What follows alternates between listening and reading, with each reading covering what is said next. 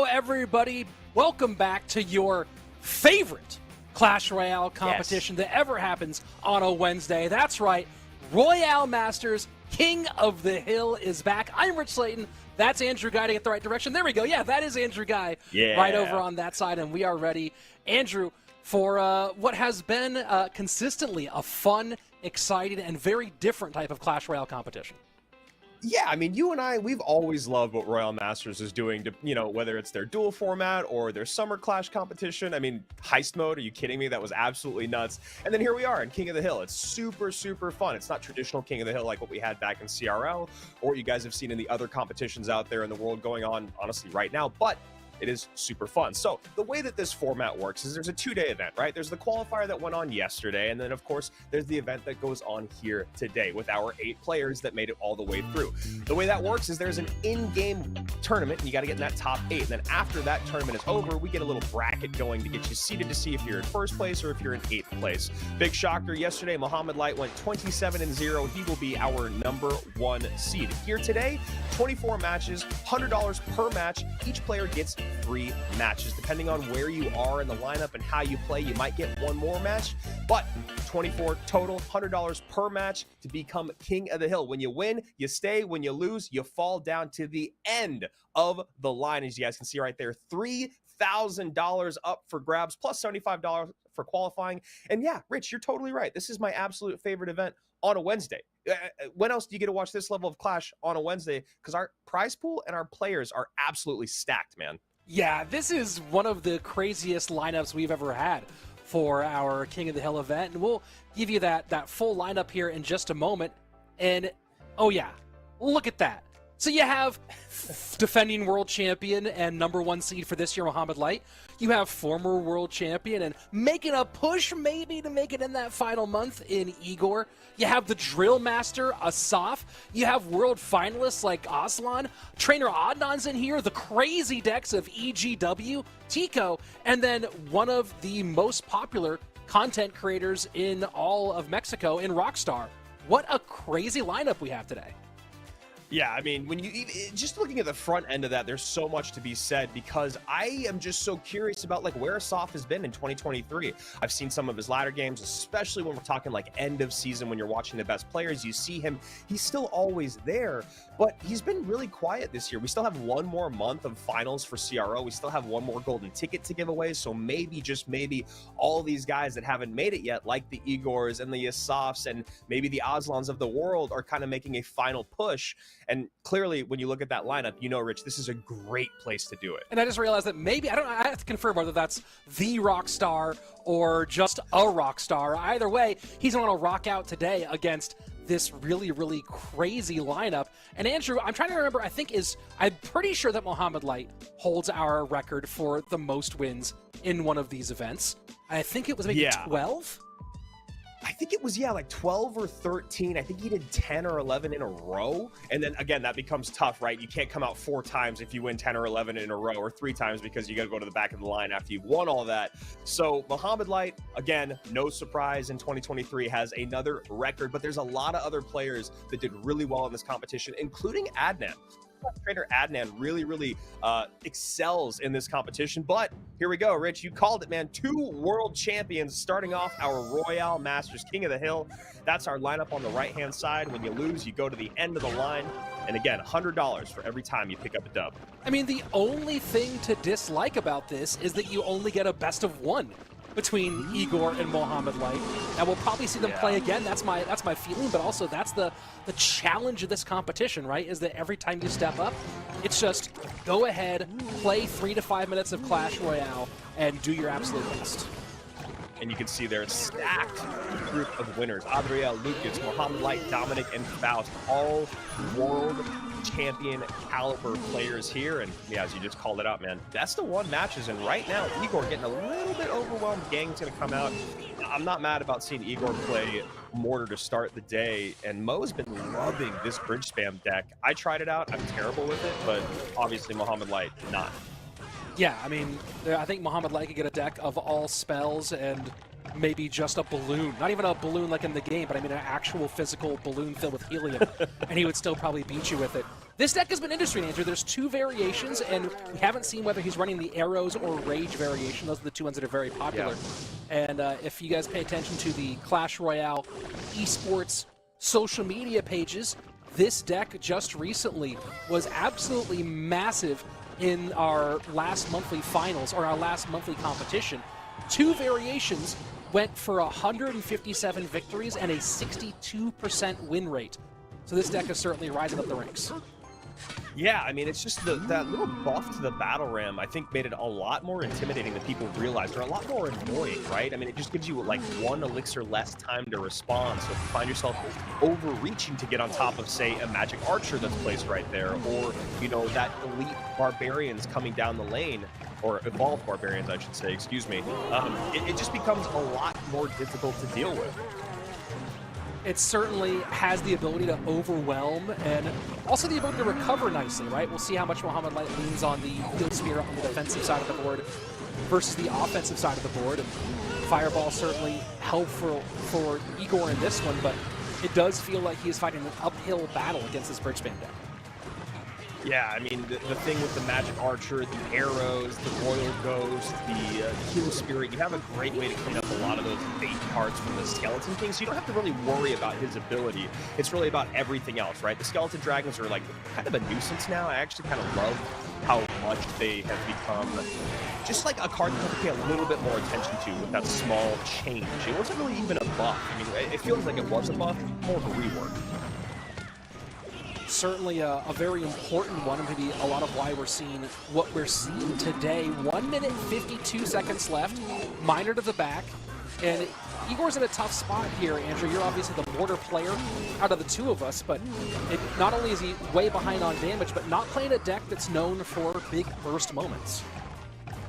Yeah, I've been looking at this matchup trying to figure out how do you play through this. You know, the Magic Archer coupled with the AQ is going to be super frustrating, but as you can see right here, you know, Igor doing a great job with that Skeleton King ability. Miner goes to the back, but oh, that Larry, the two Larrys in the front of the tower do get taken out by that Princess Tower. That would have been absolutely massive for Igor. Still, this is a much better situation than he was in before, with a little over 500 HP to make up, maybe a little under 500 HP. Certainly not out of his reach at the moment. You see trying to stack up here, but I have to imagine that Mohamed Light has enough to contain, and the Kite certainly getting that start.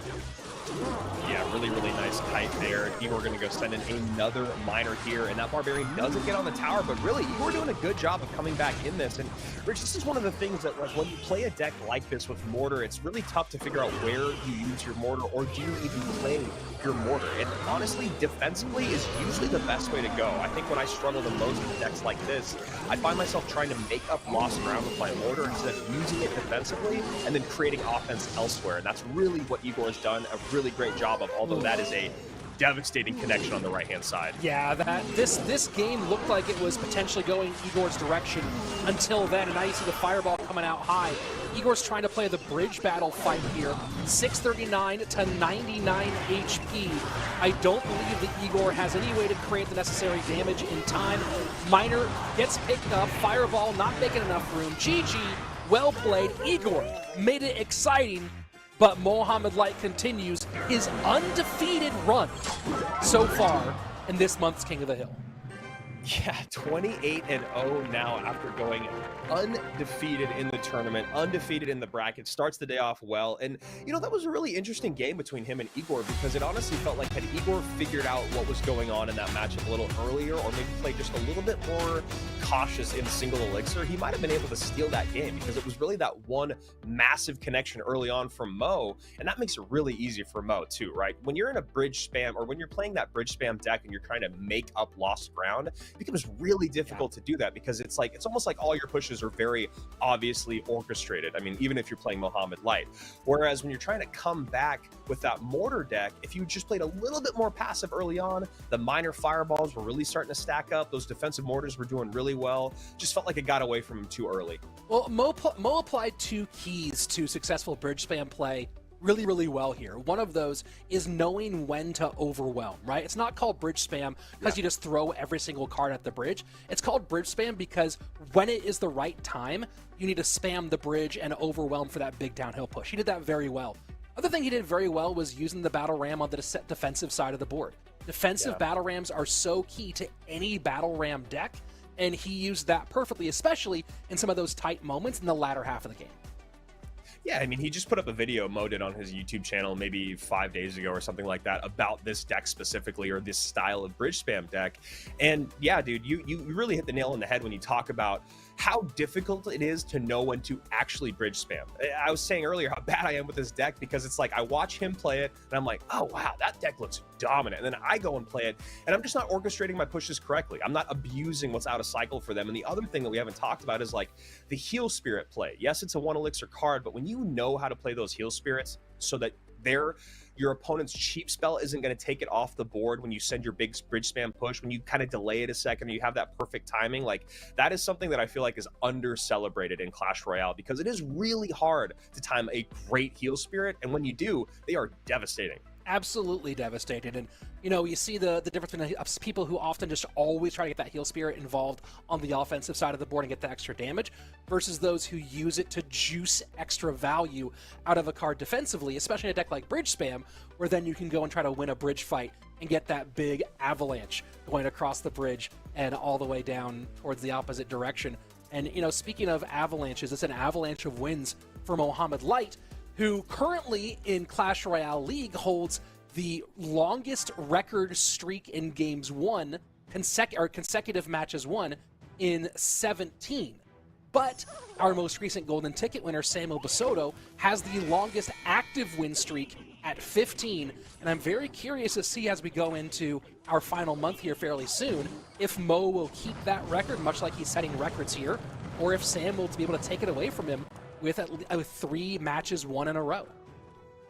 Yeah, I mean, Sam really just came out with guns a-blazing last month. It was really exciting to see how he played. If you guys didn't catch that last month's final, go and check it out. And here we have Assaf, a guy that got #1 on ladder back in July of 2022. It's been over a year. And honestly, it really feels like it's been over a year since Assaf has been one of the big names in the space that you feel like you had to be worried about if you were maybe thinking about World Finals or a CRL Monthly Final. I don't know him well enough, and I haven't seen him well enough to know exactly what it is, but it does feel like it just comes down to his master of deck pool, right? Like, he's, like you said when we introed him, he is a great drill player. He's a really great kind of like fast-paced, aggressive player, which is why he, you see him come out with something like Wall Breakers here. But it's just about everything else. How does he round out his game? Yeah, and that's the hard part for a lot of players, right? Is how do you create that depth, especially if you don't have a practice pool of guys that you're really working with to increase that depth, right? It's hard to balance that versus just what's going to get me the most success when I'm making my ranked pushes, when I'm trying to get a season finish. And putting those two things together can be really challenging. And his season finishes this year, he's had multiple top 10s. He got 5th place on our ranked ladder two months ago. He got 9th place a couple months before that one. So certainly capable there, but that does not translate necessarily into competitive success.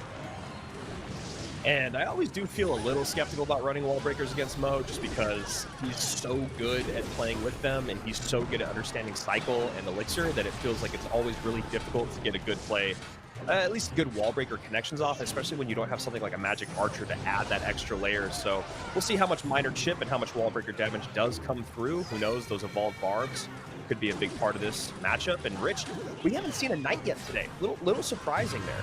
Yeah, I mean, we're 2 games in, and it feels like we should be 4 nights in by this point. So yes, we are seeing the other strongest Evo right now in the barbs. So it's not like people are leaving the big guns on the shelf right now. But yeah, it's a little surprising. And here we go, barbs to pick up the Hog Rider Fireball, just to confirm that wasn't going to get on damage and preserve these healthy barbarians to go the opposite direction. Yeah, I really am curious to see, because I feel like I've seen a little bit more Firecracker lately. I'm wondering if we did the classic kind of NA, US, West Side thing of being like overcorrecting when we get nerfs that come in. But I've seen more Firecracker lately over the last week. And Royal Giant, I feel like I've seen the absolute least of, or actually, you know what, Mortar. I feel like everyone was talking about Mortar at the end of the last season and how good it was, really. Like, it was actually the second or maybe even the first best Evo and then Knight came out, and then people were like, oh, okay, well, now it's probably Knight, and then Barbs, but Mortar, and then Mortar just doesn't really seem to be anywhere. Yeah, I wonder what the key factors are of that, right? I mean, you gotta think partially about what decks have gotten really popular since the Knight Evo was added, and how does that impact the viability of Mortar overall in the meta? Yeah. Yeah, I mean, just the Knight itself is enough of a counter to that Evo and Mortar to make it super frustrating. If he's just walking and moving, that Mortar is really hard to get on tower, but that's enough theorizing as we're taking back this match 21-20 to 1796, and it's a pretty interesting game, and Assaf has a lot of great ways to get on top of that Hog Rider, right, with the Inferno, the Barbs, the Fireball, but he's spending a lot of elixir every time he's defending. Seems like doing okay, though. Oh, wow, and he still gives up. A hit. Yeah, wow. Just an unfortunate moment for Assaf there, and this is pretty hefty. Interesting to see Inferno Tower coming out on both sides as well. Maybe trying to hedge against lava at the moment, and here we go. Evo'd Barbarian, just an aggressive bridge play on the right. Miner going to get the Evo Firecracker out. I mean, got there in front of it, but, you know, trying to think of what is your objective. Can these wall breakers connect before the... Wow! Wow! Fireball in! Huge. Those Evo Barbs! Valkyrie! Oh, goodness, that Valkyrie just put in so much. I mean, that was game if that wasn't a Valkyrie, man. And Mohammed Light tiptoeing at the edge of the building, but just barely avoiding falling off. GG, well played. And two pretty stern tests early on for our defending world champion, but of course, the win streak continues. Yeah, and it doesn't get much easier with the guys coming right around the bend here with Adnan and Aslan and EGW. Like you said, I'm excited to see what EGW comes out with deck-wise. Yeah, man, the meta has been really, really interesting right now. I mean, we're seeing a lot of Goblin Giant Sparky that's been actually really dominant because of how good the Knight is. We haven't seen it yet today, but we did see it at CRL. And then Graveyard has kind of been everywhere once again. So I don't know. I'm excited to see the Knight come out, which is something I didn't think I'd be saying in match 3 since we haven't seen it yet, since we saw so much of it in our last month's final. But it's just all about kind of that careening towards the end of the season, right? We have this Knight Evo.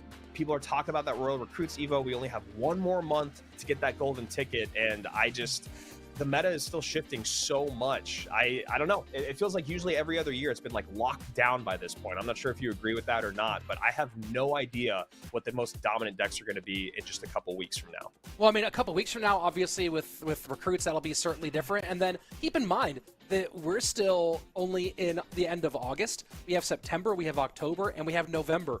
So we have, most likely, 2 more EVOs coming out between now and CRL World Finals, which, I mean, look, there needs to be some spreading out to balance the EVOs out a little bit, but also it feels like it's going to be absolute chaos, which, you know what? I'm here for it. Let's go. Let's get some chaos. Yeah. I mean, that's the thing is, like, everyone's always talking about all the chaos, and then for you and me and Josh and Juice, it's just like, hey, bring it on. Makes it a lot more exciting, makes it super interesting, and this should be a super interesting matchup. Adnan has been one of my favorite players to watch this year, just in all the other competitions I've seen him in. I haven't seen him a lot in CRL, but I have seen him a lot just in general in 2023. And it doesn't feel like he's going to make World Finals, but he feels like a guy that definitely could. You know, like he really easily could have just been there. He's at 235 points right now, and number 7 on our qualifying spaces is Air Surfer at 340. So that's one of those ones where it feels like Adnan probably needs to shoot the moon if he's going to have a shot at World Finals. But certainly we've seen crazier things happen, and here we go. You wanted Evo Knight, Andrew? You got it. You got 2 of them, in fact. And top of the screen there, one of the most popular decks out in the world. But that deck is, I mean, unless Mo's playing it, because I've seen Mo do it a handful of times. Wow, that was a really great attempt at a kite on that, but Mo going to lose this tower. You know, I've seen him play through this matchup a few times, but when you go to the skies and against this deck that Mo's playing, you have to play it pretty dang perfectly and have a really good starting hand. Yeah, and that was, Mo's already calling a good game here. And that was just, look, not only are you playing against Lava Hound in this matchup, which is already going to be a challenge of its own, but look at the way that Adnan has kind of changed this deck, right? Going Fireball, Snowball here, so he has a really simple, easy way to get rid of the two things that threaten. And look, a fireball can take care of all of them. Yeah, I was just gonna say, not if you stack them up like that, Yeah. Mo. Yeah, that's pretty rough all the way around. Yeah, I agree, though. That snowball really is a great call there for Adnan. Just makes those spear goblins a non-factor, and then obviously the fireball for the magic archer, you're going to pull that out 10 times out of 10. But, you know, 12:39 remaining, it does feel like it's going to be pretty tough, but Mo is capitalizing on every single push here. He's going to get one. No, he doesn't get the magic archer shot. Targets the minions kind of backward, gets it second, gets 2 magic archer shots in. Rich, this is going to be a 2-tower game. 45 seconds, I feel like, is more than enough time. Yeah, this is interesting because Mo's certainly making it competitive. This Lava Hound is, I think, maybe the deciding factor in this game.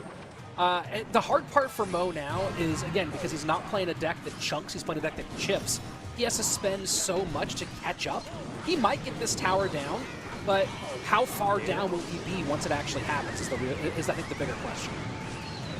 And really nicely timed NATO, the bomb from the bomb tower, the kite here with the knight, all things kind of coming together for Mo, but 457 remains, and his miner cannot do enough damage for that.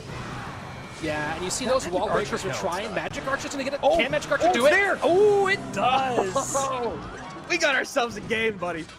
You know what? Even though this feels like it's going to be an uphill battle for Mohamed Light, moments like that are still worth it all on their own. And look at just the absolute aggression going towards the King Tower here. Knight will get on tower, wall breakers will connect, but this is what I've seen him do when he's played through this matchup. It's just relentless pressure in both lanes, and then that just makes it, and the cycle gets so crazy that they're able to get 2 magic archers down easily. The bomb tower bomb coupled with the NATO ends up being really effective. So I don't know, man. 2 lavas though, this is going to have to be a miracle for Mo. Yeah, the fireball should be available to clean up one of the magic archers. Which one does he clean up? NATO pulls to the more healthy King Tower. Minute 12, 1770 to 26-12. Is there a way? If there is, you're watching the guy who can figure it out. Absolutely. Another great kite there with the knight. Now Mo going under pressure on the right-hand side. This is the name of the game. Relentless pressure and stack those magic archers. Does get Princess Tower value there. Maybe should have played it up a couple tiles higher, but now gets piercing damage on the right-hand side. 22-24, 15-63, 45 seconds left. Mo now going the opposite direction, working on that King Tower, wants to create the need for Adnan to make choices. Can he force a difficult enough choice to force a mistake or open up an opportunity? Sellout push here on the right-hand side here from Mo. He's got that knight tanking for the miner, but the minions are on top. Wow! Another wallbreaker connection, 1440. That is huge. And 2 magic archers, plus 2 bomb towers, plus the NATO still in the tank. 13:56, 14:40, 17 seconds left. That NATO, or that balloon, is a problem. Mo needs to pull it back. There's the late NATO. Now he needs the bomb tower. Can Mo get on tower here? Is there any way? The fireball is in. Log not going to do it. And I don't know how that turned into an actual game, but it did. Mohamed Light, brilliant even in defeat. Trainer Adnan, though, taking control of our hill. Yeah, I mean, you said it perfectly. Brilliant even in defeat, man. That was so fun to watch. It felt like you knew, we all knew there was no way to win that game. The only person that didn't know it was probably Mohamed Light. He was able to get to that 2-tower game somehow at that last second magic archer. And then at the end, Adnan did a really good job of just populating the board, right? Just having units everywhere. They're all so beefy. You only really have the magic archer and spear goblins to get on top of them. So get those cards out, then spell them off the board and get the big beefy units back down. Wow, that was beautiful. Beautiful from both sides. Yeah. Love it. Really, really fun to watch. I feel like I could watch that matchup 100 times and not get tired of it. Man, what a fun one here.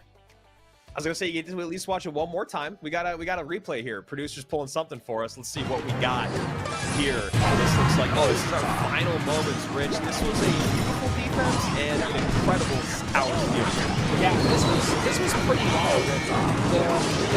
Mo's having to make some make some evaluations here, right? I have 15 seconds left. Where do I spend the elixir, and how do I actually get on tower? And I'm a little surprised that Adnan played that right down the pipe. Right, that Inferno Tower was obviously trying to pick up the Magic Archer, but Adnan plays this right down the pipe, really making no challenge for Mo in getting the Magic Archer on tower. And then here we go to these final 15, and this was just, again, the challenge here is how much elixir Adnan has to spend in order to get damage on tower. He did a good job of playing defense, but you know, when the decision-making for Adnan was a little bit more simplistic, not as many things he has to do, and just came out on top. Yeah, I mean, you saw there, it was Inferno to get on top of that Magic Archer, right? So that Inferno is going to kill the Magic Archer on the right-hand side of the board, and there's no way that anything's going to kill that Inferno unless you drop too much elixir on it. So there's no lineup there, right? Then he goes Bomber near the Princess Tower to make sure the Miner and the Magic Archer from the inside can't line up. And then he goes Minions right in the pocket, right? So it's really, really brilliant understanding of that matchup. You know where the damage is going to come. You know how you lost your first tower. What's the worst thing that can happen? And so he just populates the board. And yeah, I agree that... It's like the Inferno early, you know, was to catch the Miner, but it's like, you know the Magic Archer's there. In my mind, it's maybe Adnan just lost track of the cycle and he thought he was going to beat Mo to that second Magic Archer, but clearly not. Great game, number one. But here we go. We got another world finalist, although you might have forgot just because he wasn't there in 2022, but he was definitely there in terms of picking up that paycheck and showing up for matches, just not there in person in Finland. Yeah, that was certainly not the ideal situation for him, but made the best of it that he could. And now he's here turning tables around and going with Minor Wall Breakers, the Bats version, which is a little bit faster than the version that we just saw. And some graveyard looking like from Aslan. Yeah, well, I don't know. That Lumberjack definitely changes the tune a little bit. Could be Balloon? Yeah.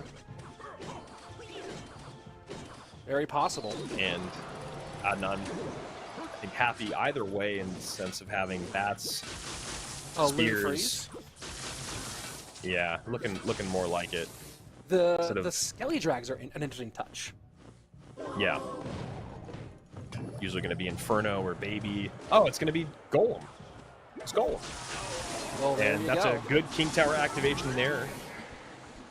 And so now for Adnan, the thing that comes through here is that there's no big spell, right? So it's like, how do you start to abuse the barrel? The NATO and the E Dragon are obviously going to be very, very difficult when you're talking about building those pushes.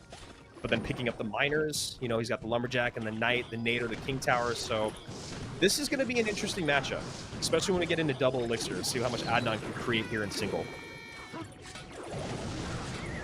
Nice little combo play. Does it actually work? No. Aslan missing the second wall breaker and just, you know, a little bit off here as he now sets up his second pump. And an easy choice there for Adnan here as we're still in the first 3 minutes. And interesting push here on both sides. Those wall breakers are going to connect, though. No barrel comes out. Knight too far back. And that's a really, really nice send there by Adnan, baiting out a lot of elixir on the right-hand side. I, for some reason, did not think that those wall breakers were going to connect. I just thought that there might be something else that comes out from Aslan, or the Knight would get there in time. But, you know, he's just trying to get a golem down on the board, and that is Adnan's last thing that he wants. It's like, okay, golem's on the board, now let's make sure he cannot support it. Yeah, it's almost like Aslan's been having a difficult time deciding how he wants to play this deck, right? Because he's been kind of 50-50, like, I want to ignore what you're doing and just create a big old downhill golem push, but I don't want to ignore it because now your damage is starting to scare me, and it feels like the situation here is one where he made his decision on how he wants to play the matchup about 2.5 minutes too late. 9-17, Miner plus wall breakers in on that right-hand side. The Knight, the Evo Knight, saves everything, but now connects on the left-hand side. 659, 399 and ticking, and this game is all but over. It's just going to be Miner chip from here on out, which means that there's no way for Aslan to get another golem down. Now he's in poison range, too, so just pressure play on the right-hand side, cycle his way back to poison, and get this one all finished and wrapped up without making any very silly mistakes. And you see this try. That was a nice little move by Aslan trying to make room for the Lumberjack. Couldn't quite get it done. And once again, we have a new King of the Hill. Yeah, I mean, that's a really tough spot to be in if you're Aslan. I mean, Adnan comes out and he's got this deck that it just cycles extremely quickly, creates so much damage in the opposite lane. And it felt like there was just kind of a decision that had to be made. I have to golem, I have to sack the tower, I have to go to a 2-tower game. Maybe that's what it needed to be. Maybe he just needed to sacrifice the right-hand tower and push on the left, because when you get to a 2-tower game there, I think you might have a bit of an advantage, especially as that elixir starts flowing more plentiful. That NATO combo with the E-Dragon is devastating against a deck like that. I mean, you can take care of the bats and spears, you know, like that, and then all of a sudden your Lumberjack comes through and they only have the Knight. The Evo Knight did a really good job, but yeah, Adnan, like you said, Rich, I think he just made his decision on how to play that matchup just a little too late, or very late. Yeah, I mean, the thing about playing beatdown is you have to be decisive and really understand the macro game of what you're doing, right? You know, we're so used to the meta of Clash Royale being a lot faster, right? Being very cycle dominated, and then even then, if you're not playing cycle, you're playing those mid-weight decks, right? You're playing those bridge spams, you're playing those Royal Giants, things like that. A lot of decks where you have recovery options. Golem is one where you have to know how the matchup is played and get in line very, very early on. It's macro over micro, and it kind of felt like he was playing micro rather than macro. Yeah, when you watch the best Elixir Golem, Lava Hound players, you see them do something that is usually almost in every match where they're kind of having to come back. It almost feels like wrong as a Clash Royale player and spectator, where you're like, what do you do? How are you? And then you realize they build this massive 15 Elixir push to sacrifice whatever it was that felt like the wrong move. And that was something that I feel like just didn't happen in that game. You need to figure out where you're going to either sacrifice damage or not. Yeah, I mean, you have to pump. So it's got to be damage or a tower. But here we go. Adnan, game number 3 after taking out Aslan and Mohammed Light.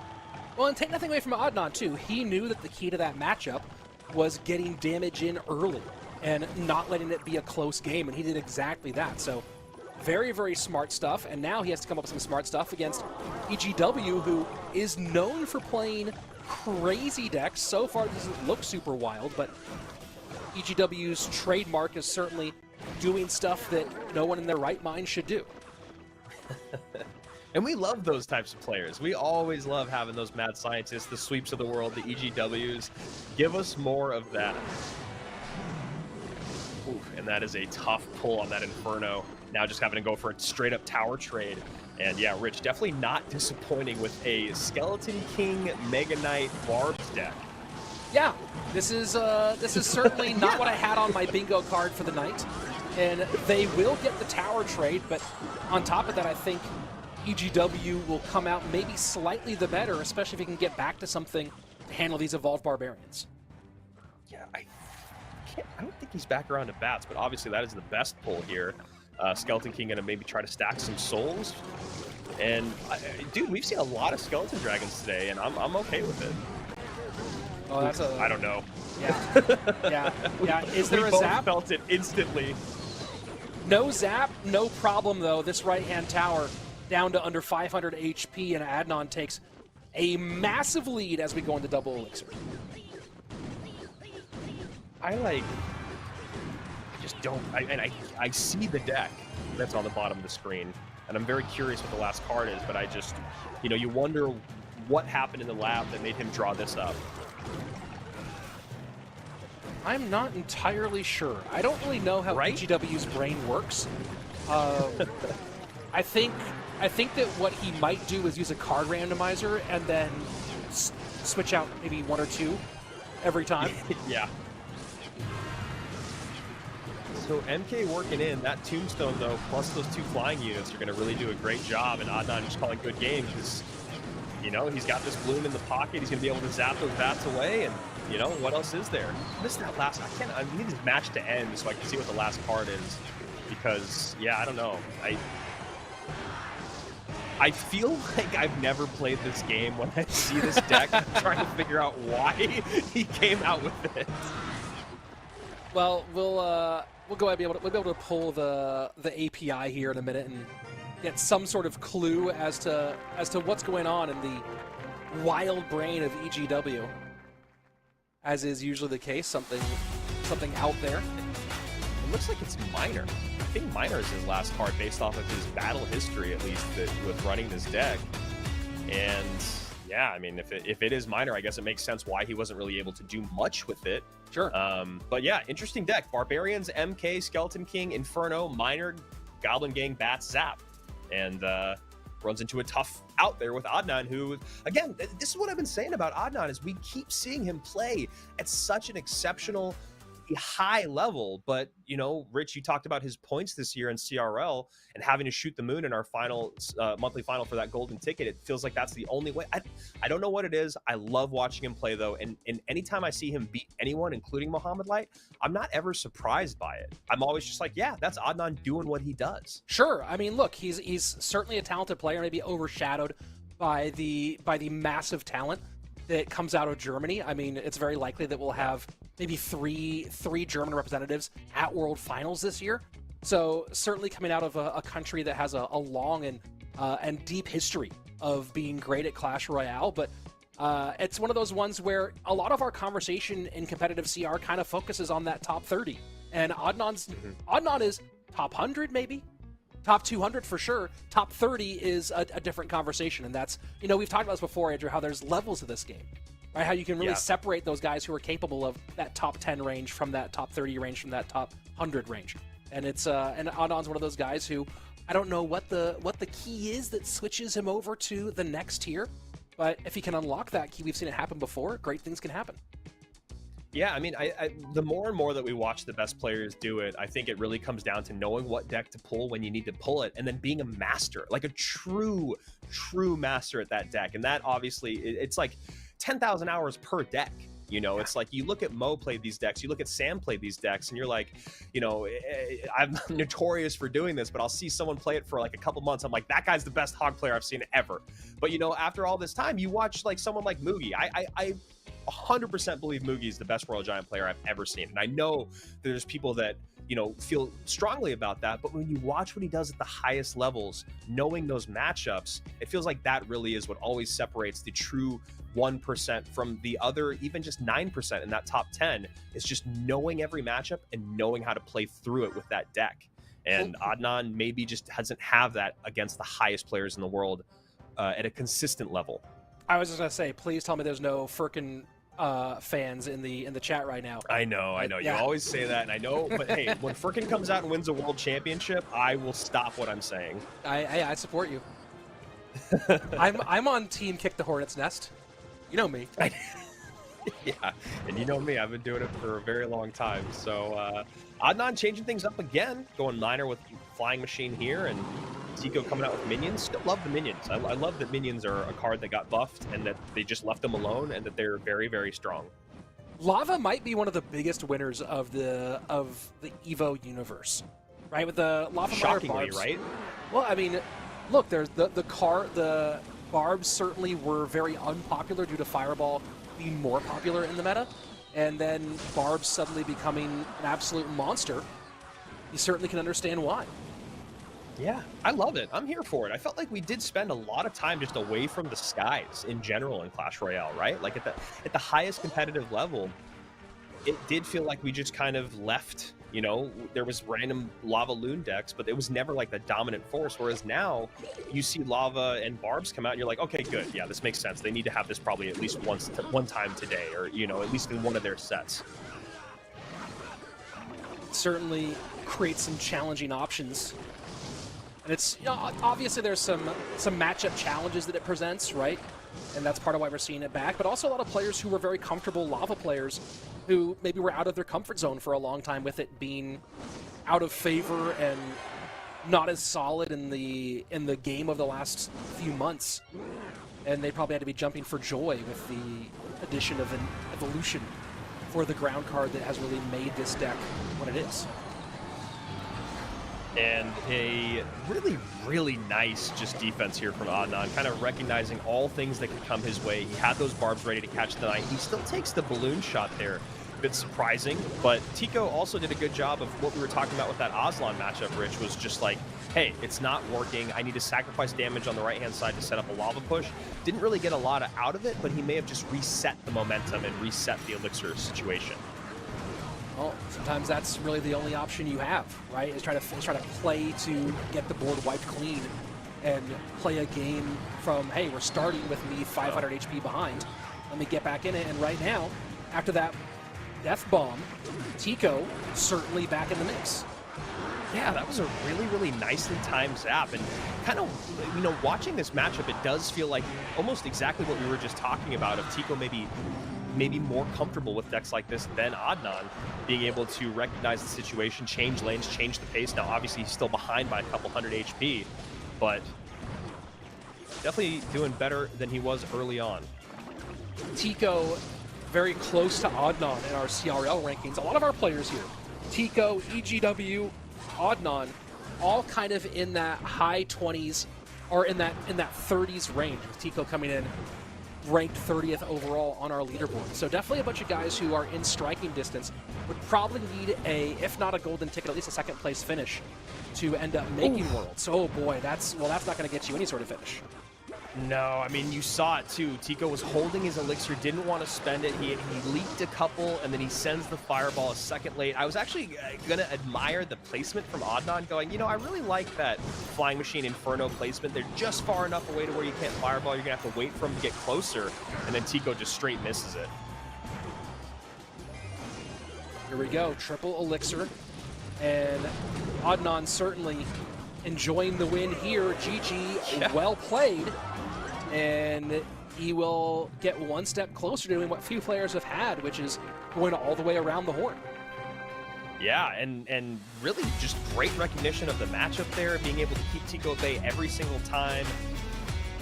The Inferno Dragon work on the right-hand side was great. The Zap work from both players was really good.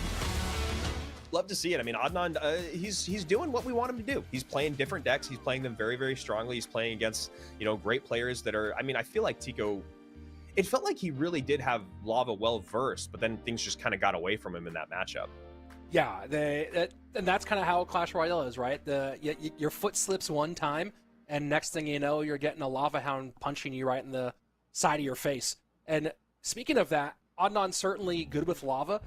Right now, 3 of his 4 wins with Lava. He opened with that against Muhammad Light, got the win there, and then played the Minor Wall Breakers deck against Aslan, but has gone Lava and Lava again. So I'm very curious at what stage, at what point does he switch things up and try to maybe counter snipe against what has to be a nasty snipe incoming from one of these players. Well, it's pretty cool. I mean, you look at that first game, right? He has Fireball and Snowball for the Magic Archer and the Spear Goblins, and then he goes to the Minor Wall Breakers deck, like you were talking about. He's got Poison, he's got Minor, both those things to keep that that pump kind of at bay. And then you go to his matchup with EGW, and he's able to completely control the board. EGW doesn't even get his Minor out at all. The Tombstone work the Tombstone just draw in general from Adnan. And then you go to this last game where he has Arrows, which did a great job against the minions, and then that Tombstone, which kept screwing with the Inferno Dragon. So he's been doing a really good job with his deck picking. Yeah, a good variance here, and now maybe going to Golem in this 5th attempt, as he's going to take the King Tower activation, and he fails the King Tower activation, and that might be it for Adnan's run here. Yeah, I mean, it feels like it. I mean, he wanted to do everything that we're seeing on screen right now other than miss that pull. He wanted to pull the King Tower, get it activated, take the damage on the right-hand side so he could set up a Golem push. But now he's just in a world of hurt because Rockstar can literally ignore everything other than defending for the rest of this game. And Lava's over the top here, going with the Inferno Dragon, and then now the Barbs to take out the Lumberjack, shutting down this Golem push fairly easily and turning all of this into counterplay. Will he send a Miner to the back here and get on that pump? Yes, he does. Evo Barbs for the pickup, though. Evo Barbs can turn a game around really, really quickly, so we'll see if he gets anything out of it. Rockstar does have 5 Elixir in the tank, ticking over to 6. Inferno not going to do a lot. Skeleton Dragon's going to be a really nice cleanup. Yeah, Adnan is getting the elixir up, and he decides to go into the weak side here rather than continue to play into his strong side. He's going to try to make some sort of choice here. Is he going to go ahead and just try to play this for a 3 crown? I guess. I mean, Rockstar did a really good job there and just switching lanes, no problem. Gets a great balloon plus Skeleton Dragons push in. And yeah, Rich, I mean, that's it for Adnan. He's got to make sure everything dies here on this push. The NATO with the E-Dragon, nice high Skelly Dragons to turn it back around. And then just straight naked regular barbs, opposite lane. Wow. Wow, he's getting a whole lot out of this. Yeah. That right-hand tower down, left-hand tower down, and this is just a flood on the board. Rockstar, I'm sure he cannot believe what's happening right now.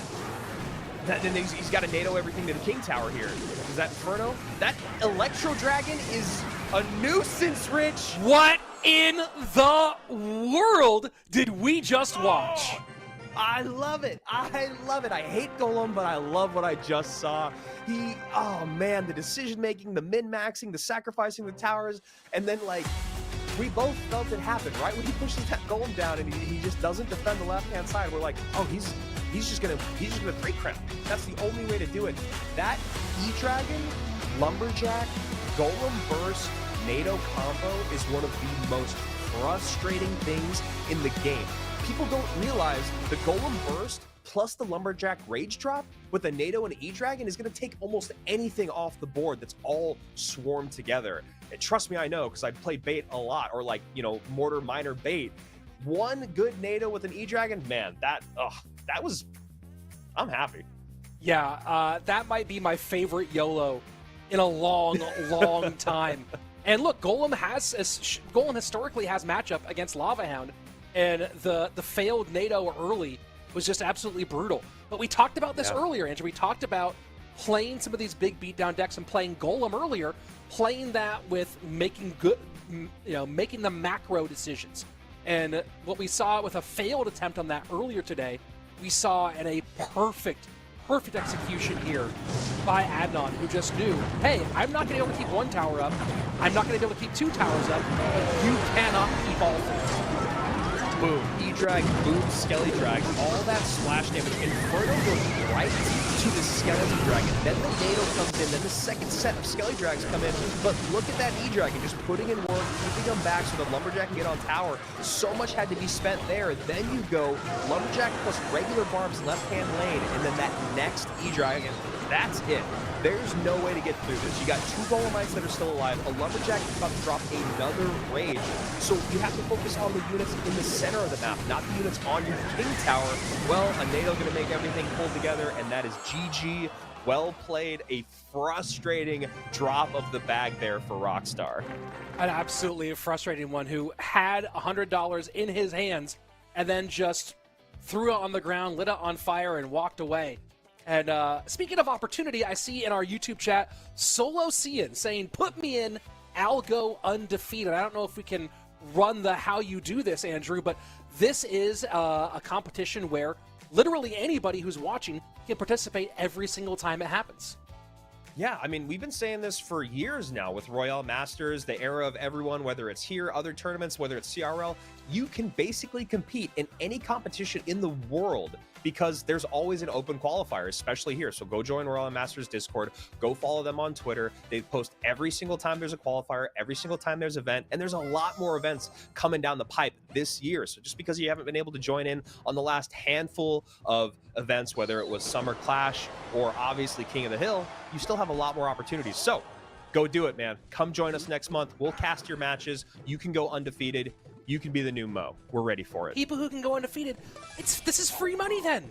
Come get your free money. It's so great. And here we go. Bridge spam versus bridge spam. This will be fun. Maybe bridge spam. Oh, never mind. It is bridge spam, but looks like Adnan, I guess, went with the Ram Rider variation. Yeah, looking like the Ram Rider variation, which has been really, really popular. And already this Heal Spirit, nice high Heal Spirit there from Igor. But this Inferno, yeah, that's tower, dude.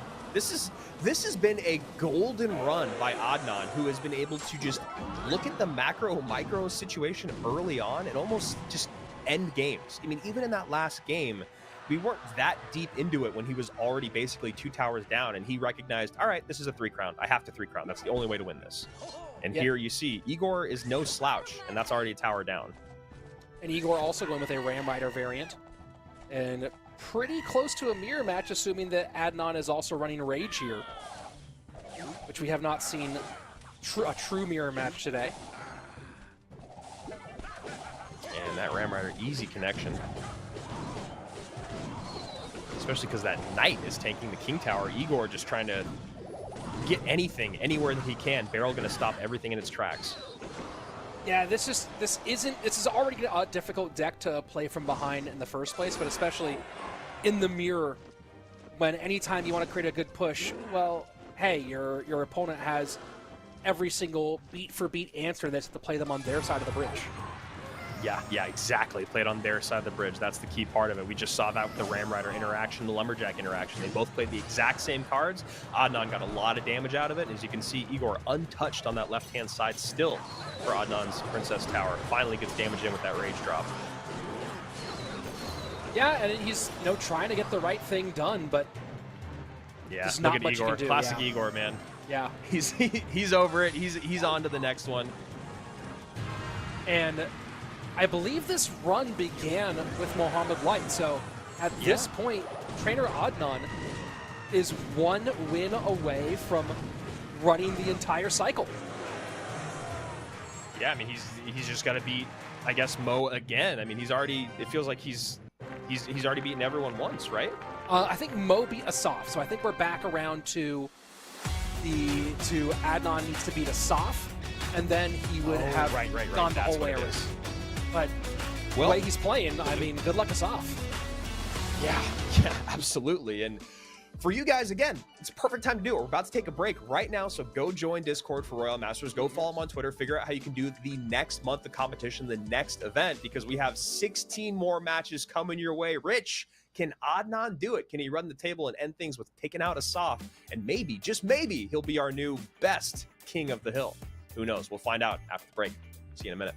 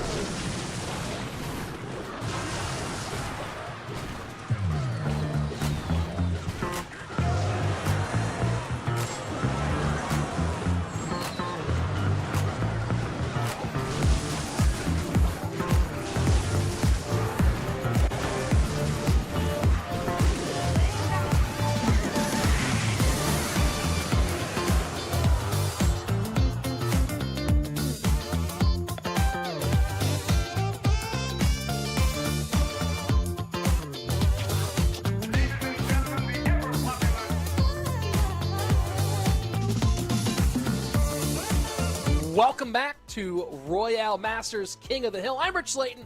That's Andrew Guy, and our current king is making a big statement today. Ended the undefeated run of Mohamed Light and is now undefeated on the day. And one game away, Andrew, one game from running the entire table.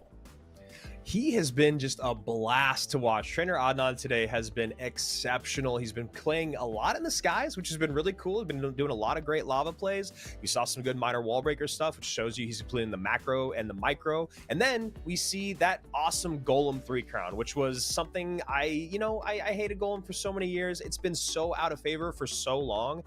When I see Goblin Giant Sparky, when I see Golem now, even still with Lava Hound, because it's finally like having its moment again, it's so fun to see great players understand what to do in those moments, because we just don't get to see a lot of it anymore. And Adnan is just doing it on all levels, Rich. He's got one more in Assaf to make it all the way through. Sure, I am also historically known as a fairly vocal Golem hater, but you can't really hate a game like that when we get to watch it and cast it. And then, of course, the bridge spam as well. So after really leaning on lava for a lot of it, Adnan has made a bit of a change. The question is, what does he do here in the hit for the cycle game? Now, of course, we still have, as you can see right above me, right over here, we are only on 8. We've played 8 of our 24 matches, so plenty of gameplay left to go. But we are going to get the first potential shot at going all the way around and knocking out each other person, and taking, of course, Andrew, another big step towards the record, which is 13 wins held by Mohamed Light. Of course, it's Mohamed Light. Other big takeaways today, when you look at the kind of the general landscape of Clash Royale, is evolutions, right? They're the biggest thing to touch the game in a very, very long time, honestly, since Champions, which we see very, very little of now. They're really not the big factor. We've seen AQ today, we've seen Skeleton King today, but Mighty Miner, Golden Knight, non-existent, just like Royal Giant and basically Evo'd Mortar. I mean, I think a game one, I think Igor had an Evo Mortar in there, but otherwise we've seen that once. I think we've seen Firecracker once. It's just been Barbs and it's just been Knight, which is really what everyone has talked about for a while, and clearly what the best players in the world are favoring. Well, you had that slight adjustment to the Evolved Knight where the shield was reduced from 80% to 60% damage reduction while the Knight is moving. And, there's different theories on balance. I think that maybe the balance could have focused more on the buffed stats, right? On the buffed hit points, on the buffed damage. So the shield actually I find to be a really compelling thought. But all of this comes back to tell us the most important thing is that I love dual mode because it gives us that natural deck variability. Even if it does, especially when we're talking about non-pre-submitted decks, where we can get to some really compelling stuff. I'm very curious to see how all that shakes out when we get to November. Yeah, that's a really good point. I'm very excited to kind of look at the landscape of World Finals and figure out some of the things that we can improve upon, some of the things we can keep from last year. Either way, I'm so excited. And look at that. You talk about it all day, or you wait for it all day, haven't seen it, and then Assaf going to come out with Mighty Miner and Musketeer. Musketeer, one of the more popular range damage dealers in the game. Haven't seen her much today either. Yeah, Musketeer's been getting some viability again, especially now that people aren't playing as much Archer Queen. So she's been coming back in a fair bit, and this is an interesting take on Hog Cycle from Assaf, and Adnan going with one of the decks that we've already seen in his tool belt with this Bats version of Minor Wall Breakers. He's going to go with the Evo'd Mortar there, so didn't get any Mighty Miner, was waiting on Evo'd Mortar. Assaf going to do me a favor and bring both of them out. I love that timing on that log and those goblins. That was just absolutely phenomenal. I mean, from a mortar player, that's as good as it gets. Hog tanking for the goblin, mortar on the tower. Just beautiful, beautiful stuff. And you see Adnan having to go down practically to 0 to recover from that. So a nice little 2 elixir advantage for Assaf as we are just 15 seconds away from double. Yeah, so Assaf here, maybe just something in the back. Maybe it's Mighty Miner. Maybe he goes like a little poke at the bridge. No, he goes right back to a mortar. Maybe he tries to catch the bomb. No, good call. And goes into the mortar rather than away from the mortar. The Musketeer focusing on the Knight, so the Goblins have to come out to clean up those wall breakers. So far, very difficult for Adnan to find any sort of offensive rhythm as we are now entering the final minute of regulation play. Yeah, there's just a lot of great ways for Assaf to kind of deal with these big pushes. That Ice Spirit timing there was really, really nice. See there, I mean, this is an evoed mortar on defense, so it really just helps with dealing with, you know, those melee units on the ground because of the goblins coming out. So Assaf just recognizing where he's at right now, and now finally takes a little bit of poison damage. That feels like more of what Adnan is going to be doing to win this game. It's just like a little poke and prod here, and then trying to poison units off the board. Well, he also needs to find out how does he abuse the Evolved Knight, right? We talked about this earlier with part of why Mortar's been struggling is the rise of Evolved Knight and its ability to control these mortars. And so far, controlling the mortars, as we see one more time, has been one of the biggest challenges for Adnan. Yeah, it really is. We get a mortar shot on the right-hand side. Second mortar comes down on the left. Not going to get another shot, but like you're talking about, Rich, he just has to keep spending, not where he wants. And the relentless pushes from these mortars from Assaf. It almost is like Assaf has been watching this matchup, and he goes, man, every single time I play a mortar, it feels like Adnan is uncomfortable, and he's just stacking them as rapidly as he can. Yeah, this Evo mortar is still very healthy. It's very healthy, very dangerous, and you can see Adnan is doing anything he can to not let it connect on tower. But still, with 80 seconds left, he finds himself way behind, able to get his bomb tower back in cycle and prevent any more significant damage for the moment. But he doesn't just have to stop the bleeding. He has to start bringing some offense. He needs to get a mortar down if that knight's in the back in the left-hand lane, right? No, he's just going to play defense. Okay. Oh, there's the mortar. All right. I was like, the knight's out of cycle. He doesn't have the bomb tower. You can at least create some pressure. Pretty far ahead here, although now that the poisons are getting going, this is where this deck sings here in triple elixir.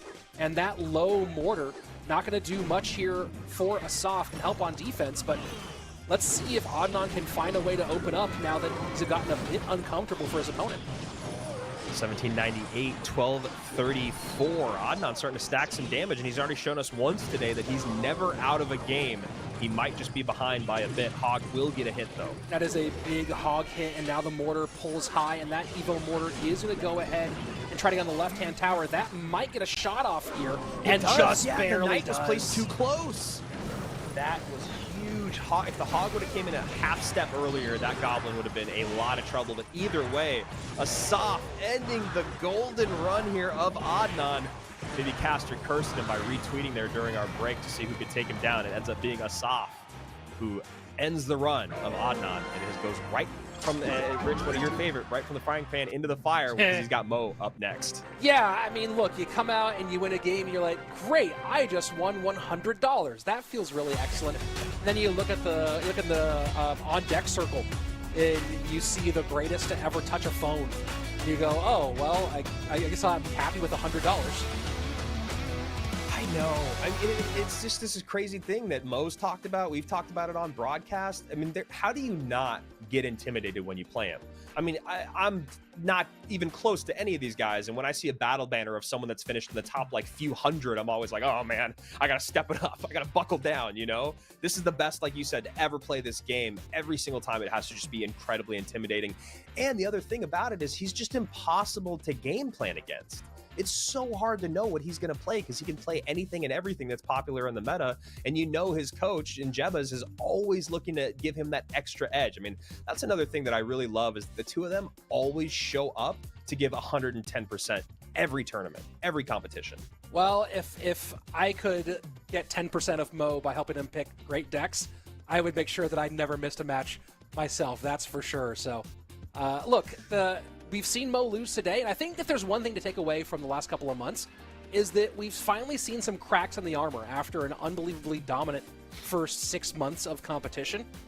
You know, yeah. Mohamed Light didn't win our last monthly final, right? He lost twice in that last monthly final. We've seen Mohamed Light have some struggles, slight struggles in GKR, slight struggles in the Queso Cup Teams Edition, which of course his team won anyway, but that's beside the point.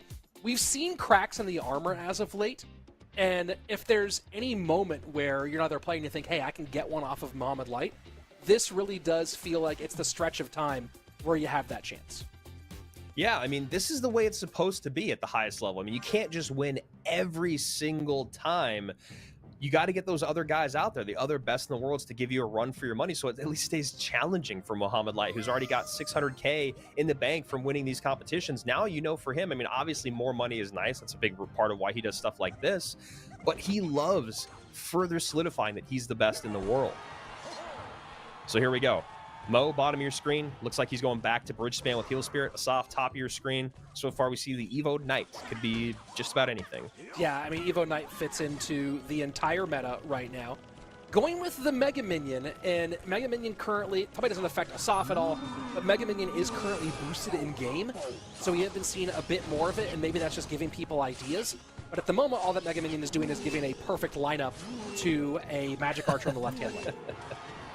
Yeah, Mega Minion is such a fascinating card because it still feels like, why wouldn't you just play Phoenix? You know, it just, that secondary life for one extra elixir, it just is, it's kind of been the ongoing conversation since day one with Mega Minion. But yeah, like you said, it's showing up a little bit more. It looks like this is going to be, you know, at least something, a new look that we haven't seen yet today. Butcher Queen going to work here. Assaf, long history of being very talented, as we said earlier, one of the top all-time drill players. You talk about his performance in Ladder of Past, in our old legacy ladder, if you will. Made some very good runs to that top 10. And his best season so far in Path of Legends, top 5. Assaf's come very close, but just has not quite found it, and not sure if we're ever going to see that that glorious top finish, as drill is pretty out of favor at the moment. Yeah. When will that ascension come? And Assaf going with a very low DPS, at least for the moment, Lava Hound deck, and I think he's going to go for a tower trade here because the only thing he has is a tombstone to get on top of these evoed barbs, and he goes Fireball Zap. Never mind, excuse me. Get him out of there. Nice little protection play. Brilliant protection play with the Battle Ram. That's how you got to use it. Totally changes the game. I mean, you talked about it earlier. If you want to be good with this deck, you have to know exactly when to use that Battle Ram. To be a tank, to kite, to create pressure, and Mohamed Light doing all of those things at the moment for us. And, of course, stacking these Magic Archers as well. You know, now I'm trying to remember if Assaf does have a top finish. Oh yeah, it was back before, it was back in Legacy Ladder, back before our ranked system, when Assaf did get a #1 finish. Yeah, July of last year. Yeah, that's right. Back when drill was at its absolute peak. Yeah, I mean, and he was really fun to watch play drill. His just understanding the cycle, his relentless fireballs, it was really a treat. But that's, you know, this is the other part of Clash Royale, is things change, metas change, cards change. Final 90 seconds. Mohamed firmly in control here, and time starting to run out for Assaf to make something happen, and that Bandit Dash not going to help. Yeah, I mean, Mo is just doing such a good job of spreading all of Assaf's attention. Every single thing that he sends in, too, is essentially a potential killing blow. So it's so hard for Assaf to do anything other than just defend, and he can never support these pushes. I mean, this is a Magic Archer and an AQ if necessary. Yeah, AQ's already up high there. The balloon is going into no man's land, and that is an easy game win for Mohamed Light, who barely took any damage. Yep, that was clean and exactly what you want out of that matchup from Mohamed Light and Assaf. Going to get the one and done, but of course, we've said this before, if you come into Royale Masters and you just get the one, as long as you walk away without, you don't have a bagel, you don't have that 0, you feel okay. Yeah, absolutely. And especially with this level of competition this month, looking at the deck there from Assaf, though, I was a little surprised by it. You know, I haven't really seen that combination of deck be played where it's the Mega Minion and the Baby Dragon with the balloon and the lava, at least for a while. It just feels, in the meta that we're currently in, you need more DPS somewhere. that's what it felt like, at least for me, when I looked at that on paper. And then of course you have Mohamed Light on the other side of it going, well, not only do you need more DPS, but you need more elixir and more units, because I am going to completely, I mean, when you play beatdown against Mo, you really hope that he's just not playing a wall breakers deck or a spammy bridge spam deck, because he's so good at creating pressure, and you never get to build that push. You have to really just go, I have to sacrifice a tower. But then even when Mo gets damage lead in one tower, he's still really happy to bring that other one down. So just like what we talked about before, I think with Adnan doing it, Mo does perfectly here, of just like, there's so much pressure, you can't build a big push. When do you do it? You're probably going to lose both towers if you do. I'm going through Mo's recent deck pool, and what I'm trying to figure out is what was the reasoning behind the Mega Minion in that deck. You called it out early, right? The Mega Minion, why not play a Phoenix for a little more DPS, for the extra life, just for one more elixir? And I was thinking, hey, maybe there's a reason for it against a Loon deck, but Mo's not playing much in the way of Loon at the moment, and even then there's an argument for Phoenix. So the Mega Minion for me is a really interesting call in this matchup. Yeah, it's Knight, Balloon, Baby Dragon, Lava, Mega Minion, Fireball, Zap, Tombstone. And really, you got the Evo Knight for DPS, and you got the Mega Minion. And otherwise, it's a pretty soft deck. And also all the ground units that came in there from Mohamed Light, just a tough spot to be in. So here we go against Aslan, back out for the second time here today after a pretty quick run early on. And it's like it's Ram against Hog. Yeah, and easy stop here. Hog should get one, maybe two. Wow. Yeah, it's gonna get okay. Wow, that Ram Rider put in a little bit of extra work there. That almost got the third shot. That would have been real tough to start. Now pressure on this left-hand side. Heal Spirit doesn't help with the Knight, unfortunately, for Aslan, and Mo may have thought that was going to give him the King Tower activation. We have seen some kind of strange Magic Archer King Tower activations, as there's just been some slight tweak. We called it out during CRL last month. See if it was one of those rare moments where I felt like all three of us were very surprised. And, me and you being surprised by something is usually not like, world-changing, but Juicy, who streams like 7-8 hours a day and is one of the highest caliber players in the world, even he was a bit surprised by it. So it was almost like a silent buff that had happened. And yeah, Magic Archers played to the inside towards the center of the river. It looks like there's a way to activate without having a NATO. You could do it with an Ice Spirit, you could do it with a small unit. I haven't personally figured it out yet.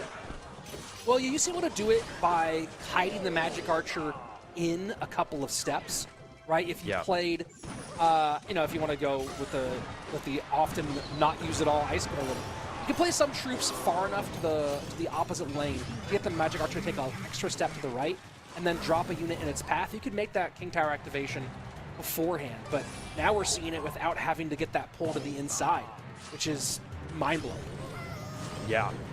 Nice fireball there from against Aslan. It pushes the Musketeer just like one tile to the left, and then the Magic Archer on the opposite side of the board snipes it so that the Knight can get close to that right-hand tower. 2061, 1878 against Aslan, putting up a better fight here, and there it is, yeah. So, maybe we can pull that. Yes, please, let's pull that. I've seen some pros talk about how there was like a quiet adjustment to the Magic Archer. It wasn't like technically a buff or a rework, but just adjusted something very, very low end of how it works, but ends up, as you can see, being really impactful. Yeah, I mean, those King Tower activations are absolutely huge, especially when you talk about that Knight, Lumberjack being up on that tower, being able to get on top of that Ram Rider. Hog Rider left-hand lane, 150 remaining in our sudden death period. Hog Rider gets a little body block there and does not get a ton of shots out of it. Musketeer trying to put in a lot there on the right-hand side. The help of that Mighty Miner Bomb going to be some pretty nice defense. 1628, 1820. Evoed Mortar on the board here for Mo. Hog into tank. Goblin gets, I don't think it got a stab, but that splash came through for real. And it feels like that Magic Archer, sure, gets some opportunistic damage. More about trying to just get into the second level here, as Aslan is getting ready for what could be the decisive push of his competition. 1820 still, 1628 and 2070. 1544, lowest tower on the board in that bottom left-hand side here for Aslan. And there goes Mo, popping the ability, taking care of business on the right-hand side. Musketeer plus Mortar. Gonna stop this Ram Rider. She might... Nope, not gonna... No, does! Oh my word. Ram Rider connects. Evo'd, raged up Evo'd Knight on the right-hand side goes crazy, and Fireball will do it. Wow. It just felt like there was too much going on that right-hand side. Mo popped that ability on the Mighty Miner. It goes to the right side. But you have a Magic Archer over the middle, a Ram Rider going towards that left-hand tower, an Evo Knight, a Heal Spirit, a second Ram Rider, and a Lumberjack on that right-hand side. And it was just one of those rare moments where Mo got caught just overspending and under-defending. Yeah, and you know, it's one of those things we talk about some of the ease with bridge spam. And this Ram Spam deck does it very well here. On top of that is, you know, a lot of people make the mistake of just try to pound one lane over and over again and just focus on overwhelming there. We just saw how thin Mohamed Light got spread there by Aslan really getting the board wide, making sure he had to defend both lanes. And you're working there on that Ram Rider that connected. And as that Ram Rider connects, raged up Evo Knight gets in your tower and ruins everything for you. So we've been seeing, it's interesting to see the kind of the rise of bridge spam style decks in the last month or so, very, very recently. And today we've had a really good example of seeing them played kind of to their exact specifications. Yeah, totally. And I think we have a replay here. Let's check it out and see if it's that King Tower activation or not. But either way, that was a really, really great game there for against Aslan. So here we have the Magic Archer working down the lane. I think this might be it, Rich. So you guys can see it's on the inside of the tower like we were talking about, or the inside of the bridge. It's one tile over. There's the Ice Spirit, and there's the King Tower activation. So, you know, if you guys haven't seen it before, you can watch it back over and over again on this broadcast on VOD. But just let it be known, you don't need much to activate King Tower against Magic Archer now. And that was a really, really great pull from our producer and a really great play there by, of course, from Mohamed Light, who does drop the game. Sure. And it really seems like everyone, you know, there are certain activations that anybody who plays more than casually, and anybody who plays casually, tend to know. And that seems like one of those ones with how popular Magic Archer is in the meta right now, whether it be these bridge spam decks, whether it be the Remy, Eli, Minor Wall Breakers deck, whatever deck it is, Magic Archer's huge at the moment. It seems like that's one of those King Tower activations that pretty much everyone here who's watching right now should just go ahead, rewind that clip after the show's over, and take some time and just practice that. You can drill that with a friend, try pulling it off in matches every time you can, but all these interactions, they're repeatable. So go ahead, get it done. Yeah. And they're big, right? These are really impactful things. I mean, your game gets exponentially easier when that King Tower is activated, which is why you see people really, really working hard for it and learning those interactions. Soul Ocean, hey, great commentary. Love these guys. We love you too, man. We really do. And now it looks like we're going to see a card that was really beloved for a really, really long time and just completely fell off the map in Evo'd Royal Giant, which honestly, Rich, I still think is a pretty good card. Yeah, I think that maybe some of its fall at the moment is less about the Royal Giant and more about what the Royal Giant's facing.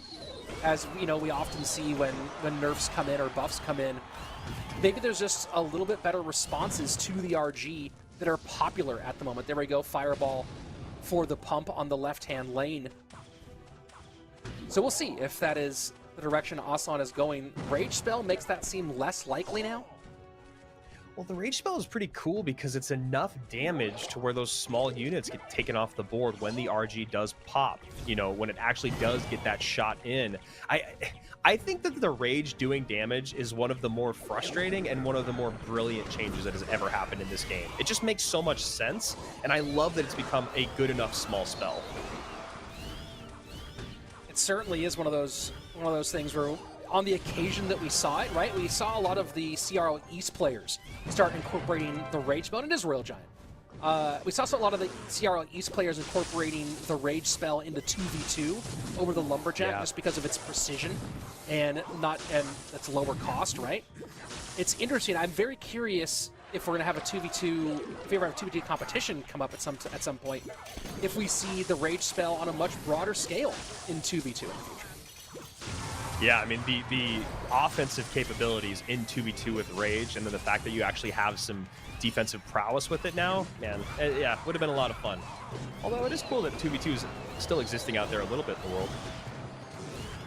Electro Dragon going to clean things up, and now EGW trying to stack. Pump has been giving him value on this cycle. And there we go, a pile of rocks in the back corner. Yeah, I was going to say this just has to be Golem, clearly. Last card has to be NATO. E-Drag, Bomber, Golem Burst with NATO. Should be some interesting stuff. Working in the exact same lane. So, you know, that can work out really well for EGW. We'll see if against Aslan wants to change things up at all. And he's really happy about the timing of this Rage, because now everything's going to push forward really aggressively. Fisherman to pull, and not able to get everything behind it as the defensive Rage comes out and does a nice cleanup for Aslan. I gotta say, Aslan's Rage work has been really, really nice this game. You know, he's finding the correct places to place it every single time to get the most out of his defenses. And also, when you guys look at that last defense, he did a really good job of splitting up the units to make sure that E-Drag Splash wasn't coming in. Just kind of taking care of everything exactly in the spot that he needs to is Aslan. And Fireball gonna put a little bit of hurt on that Electro Dragon, but not enough. Maybe a bit of a miscalculation here on the part of Aslan, as that 1 HP Electro Dragon now gonna be part of this downhill push. There we go. I was about to say, is the NATO gonna come out here to stop this Fisherman from ruining these pushes? It didn't get there in time as part of the push to activate a King Tower, but there you get it, and suddenly it's EGW right back in it. It's a big counter push. This E-Dragon, though, man, the E-Dragon is so busted. I don't want it to be changed because it's not used a lot, but look at the defense. The NATO, the Bomber, and the E-Dragon just completely killed that really scary push. Yeah, I mean, that's E-Dragon, NATO together, right? You think about so many cards that are strong in the game right now, and how many of them can you track back to? NATO is also a thing. Yeah, totally. That's such a good point. I mean, that is the crux of success in that Remy Ellie deck. It is literally the reason why this deck on screen is popular at the bottom of your screen here. It's just that NATO, still just one of the best cards in the game. Absolutely. Oh boy, this might be the moment. So much on the board right now. 22 seconds left. Can Aslan hold on? Yeah, I mean, EGW is doing the correct thing. You got to have that Golem deck turn into a bridge spam deck, especially late game here. Fisherman not going to be enough. That's going to do it. EGW should be able to win this game, man. What an Aslan, yeah, wow. He was holding on so nicely, but let the Electro Dragon escape.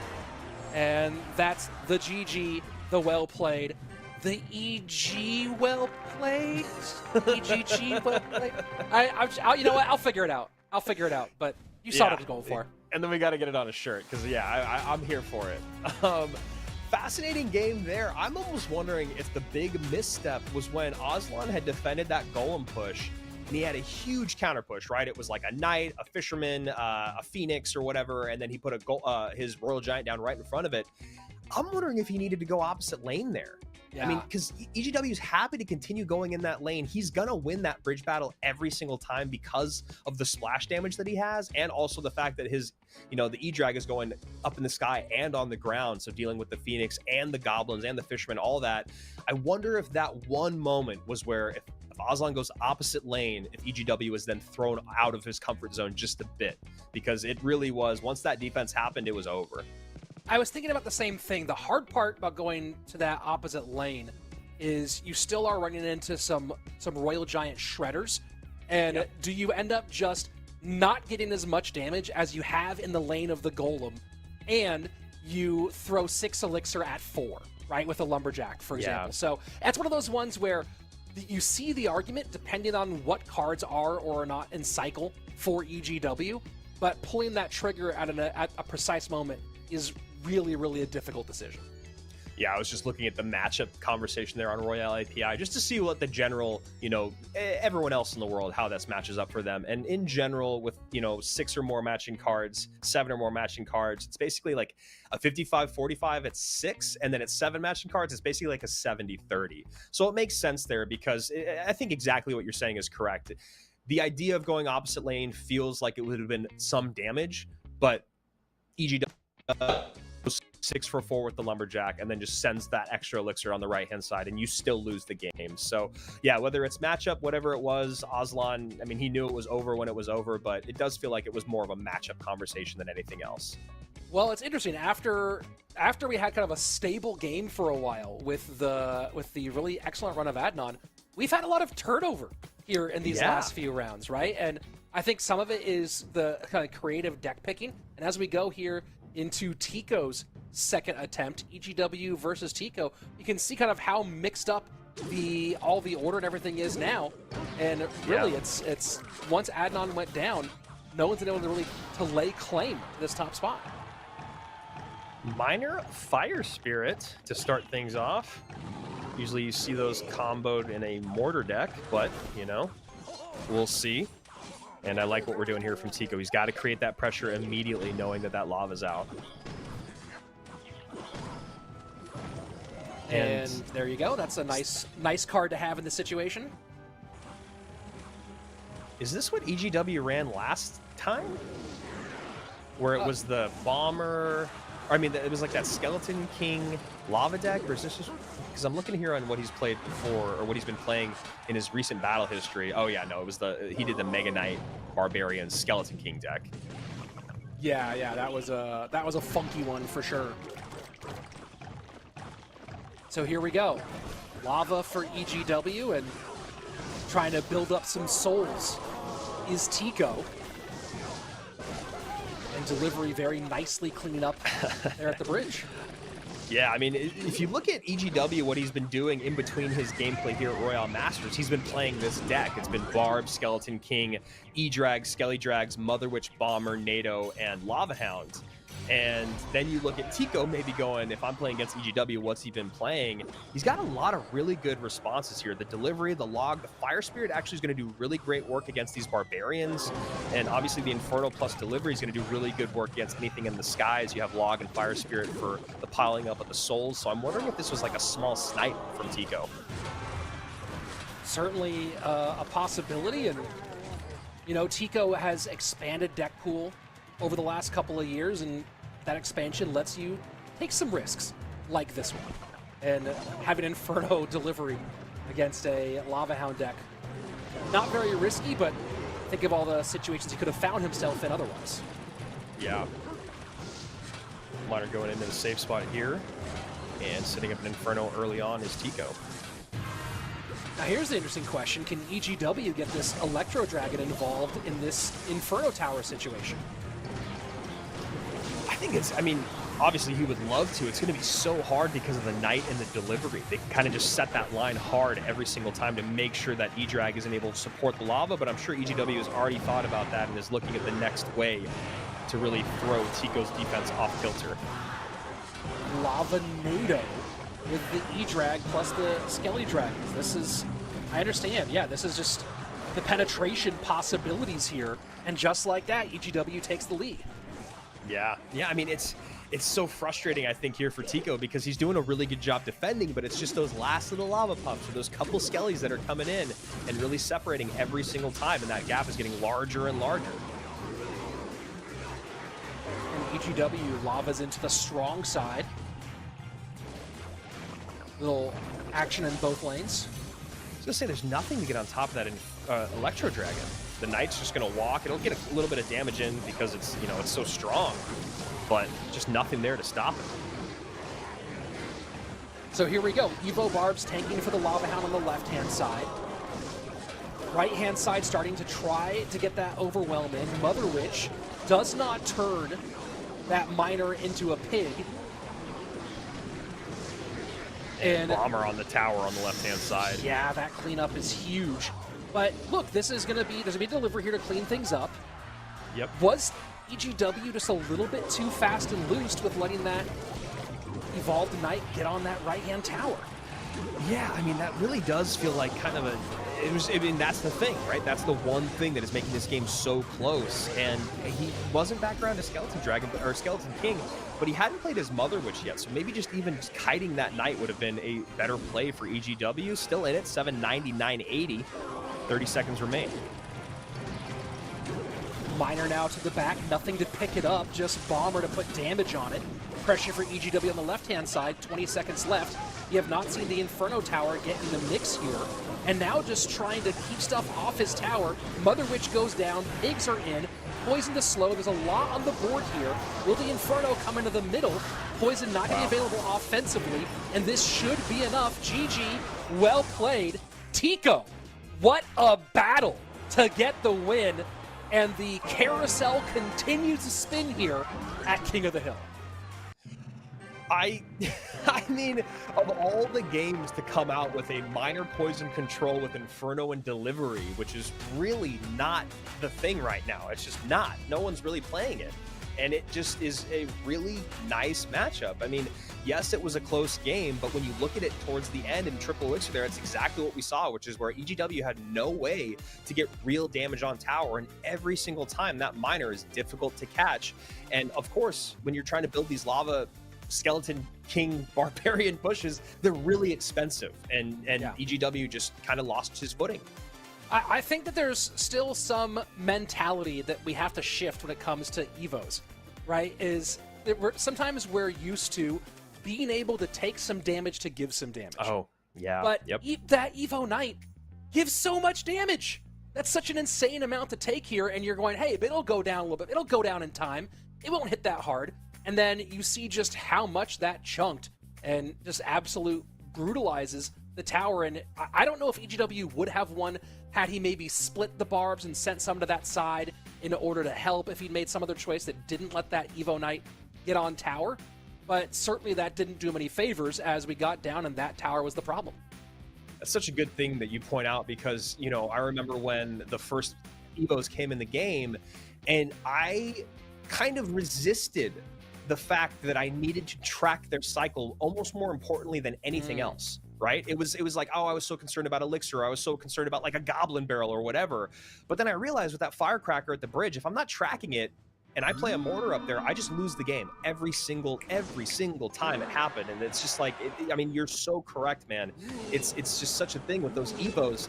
They cannot be ignored, and they literally have to be tracked almost more than anything else in the game now. They're so important, and sometimes it's also, you have to cycle, make sure you're cycling your Evo response to make sure that you have it ready when it's time. So certainly has added some interesting wrinkles. There is, in my opinion, still some ironing out that needs to be done, but overall, they definitely create some fascinating layers to the competition. Yeah, very well said there. I agree with everything said. I think that they're close. I think they still need work, and obviously with the recruits coming in, and these are not confirmed, by the way. These are just kind of like leaked things, but it looks like they're going to charge, which I'm here for it. It sounds absolutely crazy. We'll see if that's actually what the details are when the next balance changes come out. Yeah, we getting wild here in Clash Royale. Let's put it that way. I just think of like Royal recruits charging with like piggies behind and a flying machine there, and I just put my phone down. Yeah, that's gonna be nuts. I didn't even think about what that's gonna do to Fireball Bait. Here we go. Yeah, Archer tower trade situation, but I don't think this tower goes. No, it does not. This tower gets a lot of damage, but it will be standing. And with 1:15 left, Rockstar doesn't have to get creative. We might see him go lava. That's a question, right? I think he goes lava to the right and then tries to make a loon play to the left. Yeah, and then Tico goes, that's actually not a bad idea, Rich, so I'm going to create a lot of pressure here on the King Tower. And Rockstar, honestly, I think that might have been the thought process, is where do I reset, how do I fix this? And Tico goes, all right, well, if you're going to think about how you want to play your game, let's play mine instead. Yeah, that's kind of a brutal push here, as now, yeah, Lava's into that side. Bandit under, goes to the right-hand lane. And Tico, go ahead. I was just going to say, I can't believe that AQ didn't get another ability off. That was really fortunate for Rockstar. Very, very much so. But now just playing under again is Tico. But Tico's gonna let some real serious damage come in, as that balloon's gonna connect on the right-hand side. Tico trying to go for the kill shot here. Ooh. Wow. Okay. Okay. All right. That worked out just enough on the left-hand side to get enough out of Rockstar to create actually a real push here now that we're in a two-tower game. And we'll see if he just goes something in the pocket or if he goes for King. But that Inferno plus Barb should be relatively ignored. Yeah, there we go. Oh, Spirit, perfect. Misses the ghost, Rockstar does, and had the lead for the moment. Look at that right-hand tower down to 1206. And missing that ghost, just a little, just slight miscues. Such a huge problem. I don't really love that push there from Tico. I understand what he was going for. Bandit to take out the Goblin Cage and then get the Battle Ram on tower, but you got to respect your opponent, I think, just a little bit more than that. I think he also maybe knew that this was going to be almost impossible to defend against, and that's what he's looking at right there is, boom. Once again, no one can hold on to the crown here at Royale Masters. Yeah, it's been a lot of fun just trading that crown game after game after game. Tico now out, Rockstar up, and we got another lineup coming your way. And Rockstar, you know, able to pick up a win. It was definitely a rough start to the day for Rock. It felt like that first game there wasn't really a lot of competition, and then here we go, coming out and picking up a win, picking up $100. You love to see it. Yeah, that's we like to spread the wealth here when we can. We've seen some big runs overall, and of course, Adnan still currently our overall leader, but it's nice when everyone can go home with a little extra scratch in their pocket. You know, get something nice. Don't spend it all in one place. You know what I mean? Absolutely. 14 matches of 24, which technically means we could have one person get up to 10 if right now Rockstar just goes on a insane run. I wouldn't bet on it, and this is not really about Rockstar, but there's really very few people in the world that, it's a little bit about Rockstar, but there's very few people in the world that I would bet to win 10 in a row right now. Again, with, you know, best of ones, not dual format, you never know what you're going to see. And one thing that I think we've seen a ton of today, man, is just a lot of lava hounds. Yeah, quite a bit. I mean, it's been the Lava Hound Bridge Spam day, primarily. Yep. We've seen some Golem get in there in the mix. We've seen some Hog get in the mix, but we've seen some minor wall breakers in the mix. But Lava Hound and Bridge Spam have been the two carries. And let's see what Igor does here. If he decides to do something a little bit different in this one, he might be going Mortar once more. Wolves Baseball 9 says just a slugfest with lava coming out on top. Absolutely. That's really a great way to break down what we just saw. Well, protection of the Musketeers to still take that tiny knock as the Rage spell gives her a little chip. Yeah, I mean, Muskie's so strong. I mean, just the work that she just put in there is great. And here we go. Another pump, another lumberjack, another golem deck. Are we going to see Pump in CRL in September? I mean, it feels like it, right? I mean, that golem deck with Pump is the most popular version of it, so yeah, maybe. It just seems like one of those decks that it's a very intentional and very risky call. I guess you don't take a lot from tons of other decks, but when you think about it, right? The Barbs, the Barb Barrel, and the Lumberjack all play pretty critical roles in other, I guess I call them more reliable choices, not to mention the NATO, right? So it's one of those ones where I wouldn't be surprised seeing this deck in non-pre-submitted duels, but it feels like it's one that cannibalizes a lot of other options when you're talking about the pre-built 4 options. Yeah, I mean, so looking at just get a little bit more history on this deck right now, it's played at the highest trophies of 3392 on the Path of Legends. It's got 25,000 games in with a 52.7% win rate. So, I mean, wow. 25,000 games of this deck in the last week is crazy, considering Golem has not really been in the top of the leaderboard for a very, very long time. So yeah, man, it feels like if any month, it should be September that we might actually see that pump come through. So just opting Igor, yeah, making it very tough here for Rockstar to get a win. Well, Rockstar finally connecting on the Inferno Tower. Nice little attempt at the pull there from the Evolved Knight.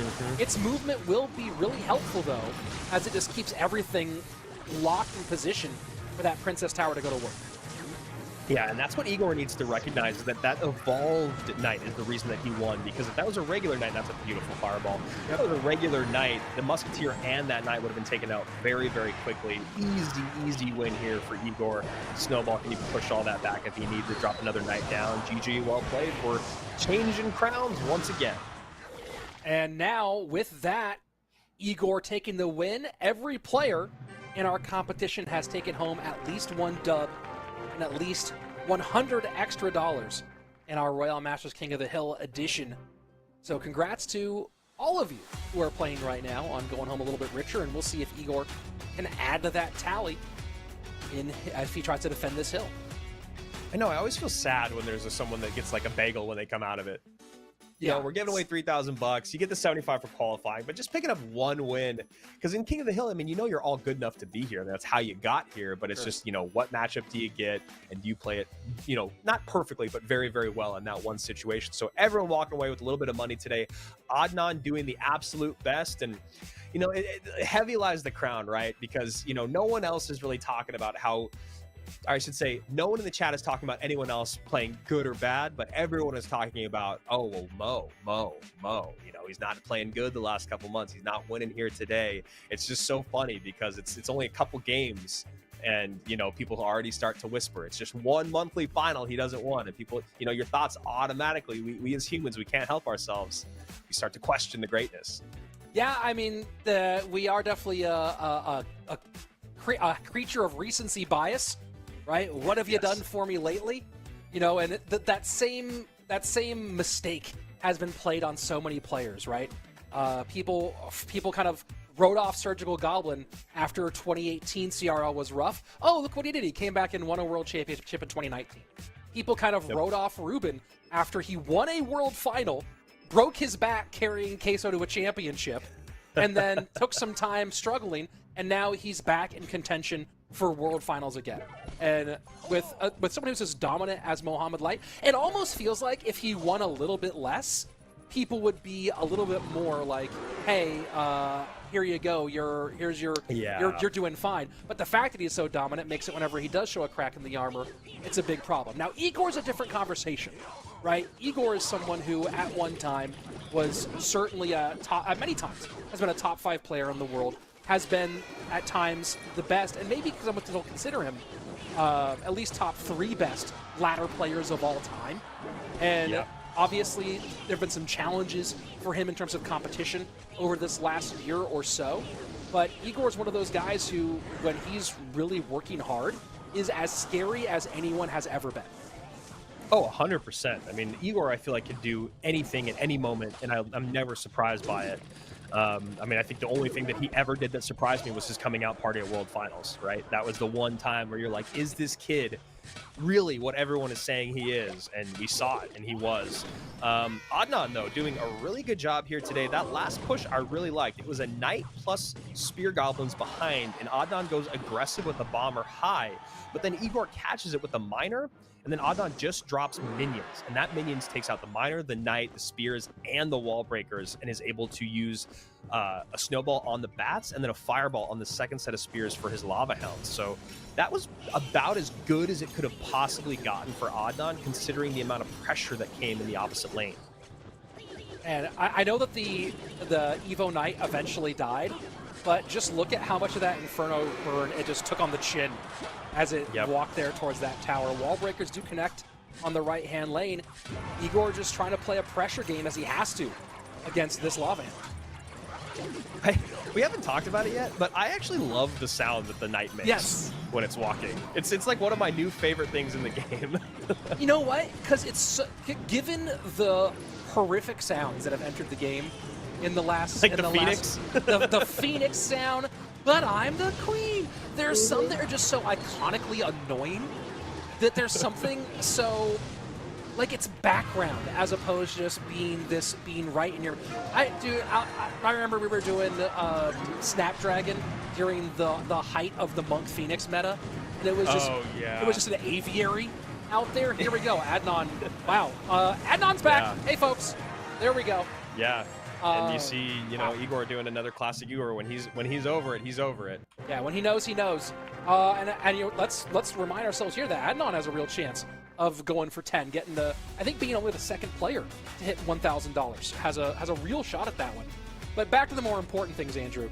The aviary, the sound Yes. of 6 phoenixes on the board at one time might have been one of the most grating sounds I have heard in Clash Royale. And I think what you're talking about is not only is it like it's a nice little chime sound, but it's so unobtrusive, and that's also something that's really nice about it. It's kind of nice. It almost like mesmerizes you, and then you realize your opponent's Evo Knight is on your tower and you didn't do enough damage to it. Speaking of what you were just saying, yeah, the Infernos, right? The Inferno Tower and the Inferno Dragon, it makes sense because Evo Knight is everywhere, but it is still absolutely crazy how much sizzle that Evo Knight can take from either of those 2 units. Yeah, I mean, what you said is before is a really good point, right? The damage reduction that came in from 80 to 60, it feels a little bit, you know, it feels kind of necessary, but you wonder about everything else. The movement speed, the attack speed, the damage. Is that really what was the issue? And because of what you're saying is the really compelling part about that night is just the tanking part of it. You know, we've seen even here today a couple times where if it was almost any other unit other than like a golem, that tower would have just been lost. But the fact that you're able to defend up high with a 3 elixir card that stops a push at the bridge, it's really cool. I actually really do love that part of it. But the fact that when it gets on your tower, it feels almost like a mighty miner ramping up. That maybe is the problem. Well, I think the interesting thing about the Knight, and we're going to go and take a look at our standings here in a second. The interesting thing about the Knight is that you have to play it differently because its power is when it's moving, right? That makes it so that it's unique, and the way you play the Knight changes because of that shield only being active when its feet are active. I think that's much more compelling than it hits really hard. Speaking of compelling, though, here, Andrew, trainer Adnan, 3 wins away from getting that Big 10. Yeah. And speaking of 3 wins, Mohammed Light 4 back behind it, only 3, and then everyone else at 1. So probably our most evenly split in terms of no bagels. Everyone's got at least 1 win, but you know, the one dominant player has been trainer Adnan. Will things change when we come back from our break? Who knows? Will he get to 10? Can he get to 13? We'll find out in just a minute. We'll see you.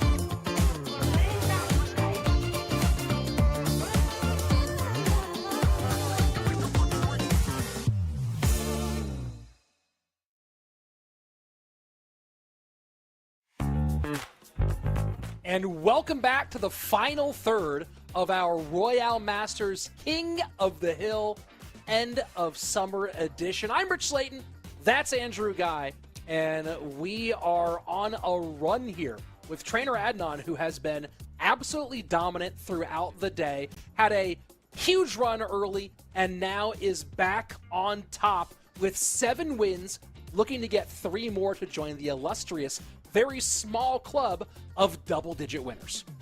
Yeah, I mean, it was literally just, kind of an interesting start to the day. It was like 1 and then 1, and then Adnan came out and just went on a huge run. And then since then, it's basically traded crowns every single game, with Muhammad Light being our second place competitor with only 3 wins. So yeah, will MSTRS double-digit win club? I think Mo is the only other person there. I think Faust got close, but he didn't make it. It's just Muhammad Light, of course, once again. Adnan, though, playing really well with all types of different decks. We've seen a lot of lava today. We've seen a good amount of bridge spam.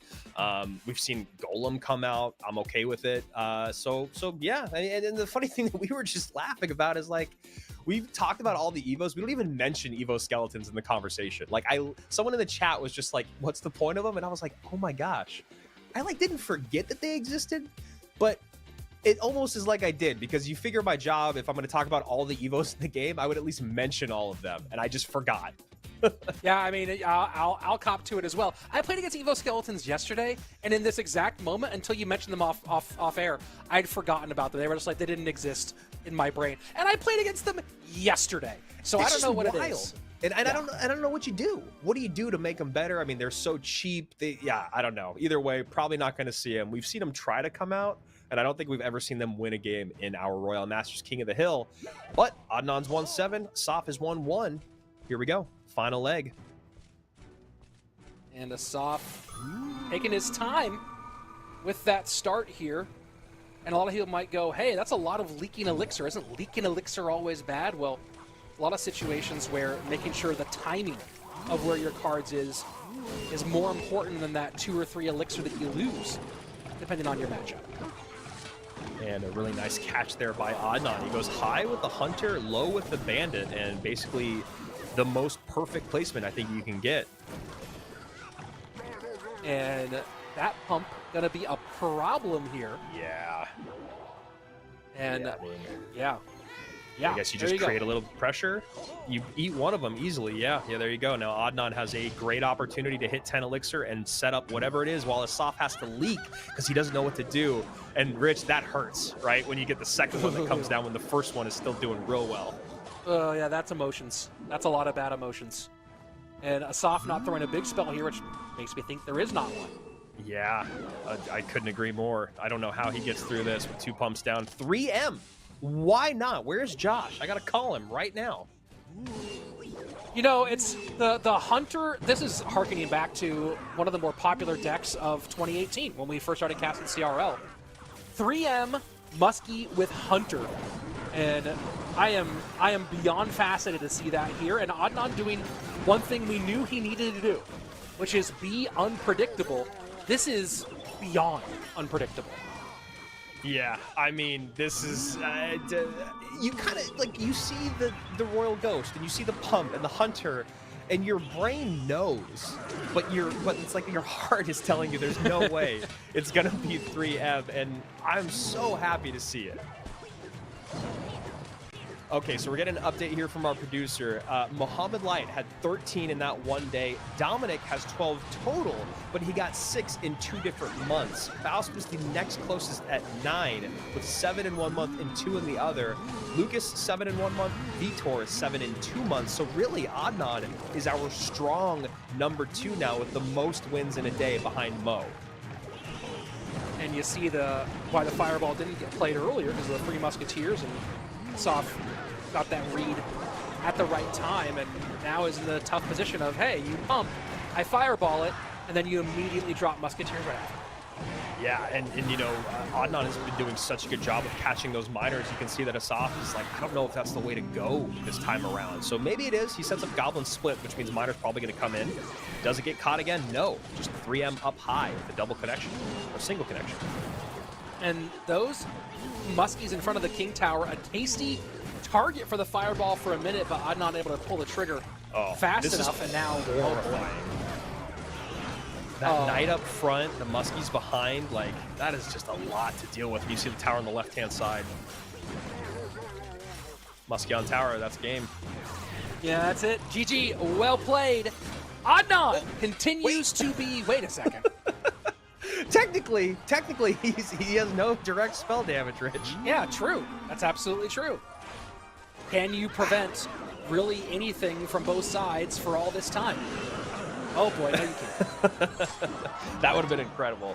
I mean, that deck looked like a lot of fun. I mean, I'm sure part of it was the matchup situation, but I don't know. I mean, the pumps were plentiful. The catches with the miners were really nice. Then you do have a big spell there from Assaf, but he doesn't know where to use it because of exactly what we saw there with the 3M coming out. Played very well by Adnan, and I think that's the first time I've seen 3M with Knight.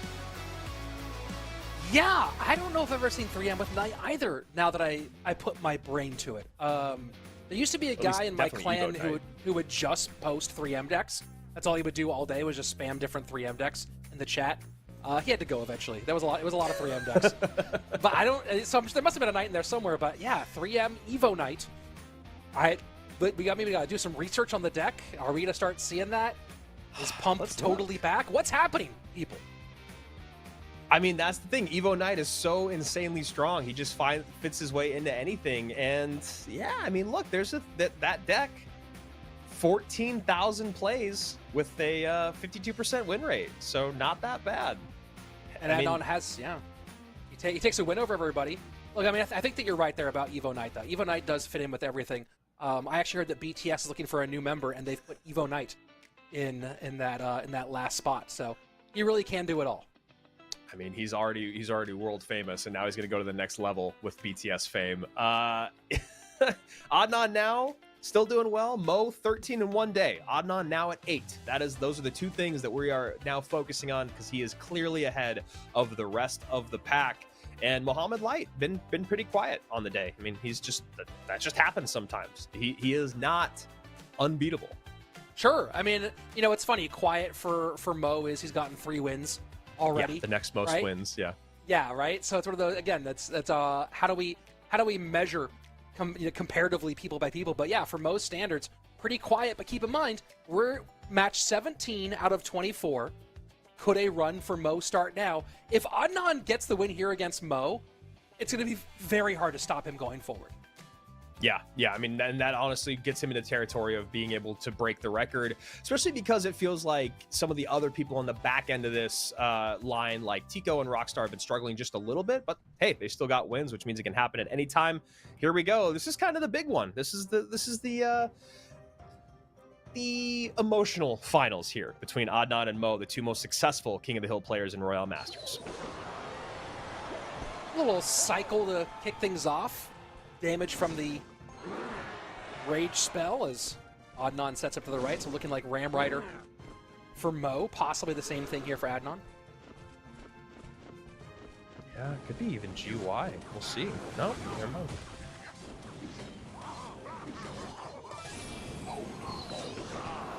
And looking like you are correct, and Adnan going to be happy to have that snowball. And Ram Rider will touch 2786 in the right-hand lane. Magic Archer can't get on that Bomber, so Bomber's going to go ahead and clean things up. And now the Loon push the opposite direction. And that is a real nice fireball there from Mo, along with a defensive Rage. And well played. Just goes for the death damage here. Yeah, 4 elixir behind, or excuse me, 3 elixir behind, but... You know, that's one of the nice things about overspending on the kill card, right? If you overspend to defend a balloon, or you defend to kill a hog or something like that, you know you can't be immediately punished, at least directly on your tower. You'll see something more like this, where they build something from the back. I'm a little surprised to see Adnan going Lava Loon against Mo here. With how much he's played it today, knowing that the cooking that usually happens to get good matchups. And now you're playing Lava Loon against Inferno Dragon, Magic Archer, Fireball, Rage, and oh yeah, the Ram Rider for your loot. Yep. Yeah, I agree. I think probably would have been a great time for him to bust out 3M, you know, in this, like, the idea of busting out 3M in this situation where you are completely unpredictable, whereas, you know, Lava has been a big favor for him today. So that Knight no, it's not gonna sneak in front. So Inferno is on the Lava, no snowball to push. Yes, there it is. Ram Rider, nice here. Fireball not going to clear. And so the Loon shouldn't get the connection. It does not. And now will Mohamed Light double up after this Evo Knight does it a favor of slowing things down. And there he goes. Yeah, I mean, kind of surprised that 6 Elixir came out in spell power there from Adnan. It feels like maybe just a little bit of an overspend, that Fireball down low. And right now, Mo punishing him for it. Yeah. Yeah, the Evo Knight kind of did Mohamed Light a favor there and slowed down the Inferno Dragon enough to make it a really dangerous push. And now again, just the damage from the Rage mixed with speeding up the Inferno Dragon, able to hold on. But this is still not out of the woods for Mo. He is up against Lava Hound, now in double, on its way to triple. Fireball and Snowball for Adnan, and only 300 HP separating these two. Yeah, and that Loon, you know, that Loon just needs one big hit. Side note on Adnan's success this year, he won the Triple Draft event for Summer Clash, and he also finished 3rd in the combined championship that, big surprise, Mohamed Light was the winner of. This is fascinating right now, because it seems like Adnan has found a way to get the defenses. He's been a little slow, and there again, the second time he's put the Snowball behind the Ram Rider and knocked it forward rather than away. And that felt like it should have been a slightly better effort. Look, played very well to get this one back in range, but 2 snowballs just a little bit too low. And there you're seeing the value of the Rage spell and that extra speed up being played by Mo, who's going to go ahead and take our king. And that's also one of those situations where you really don't want your Knight to keep walking and not taking damage. You want him to die as fast as possible, but that is one of the best lineups if you're a Magic Archer player. If that Evo Knight is walking towards you, you have so many shots that come through. Mo lines it up perfectly there at the end. And that's another thing that I really love about Mohamed Light's gameplay with Magic Archers is, you know, I watched him play ladder and I've seen people try to predict his Magic Archers. It's so tough to do him. I mean, somehow he always gets them in the perfect opportunity to get damage in, but then he doesn't ever play them in the most predictable moment, right? It's just this fascinating mind game that he has against his opponents. And you see right there, just really easy to close things out.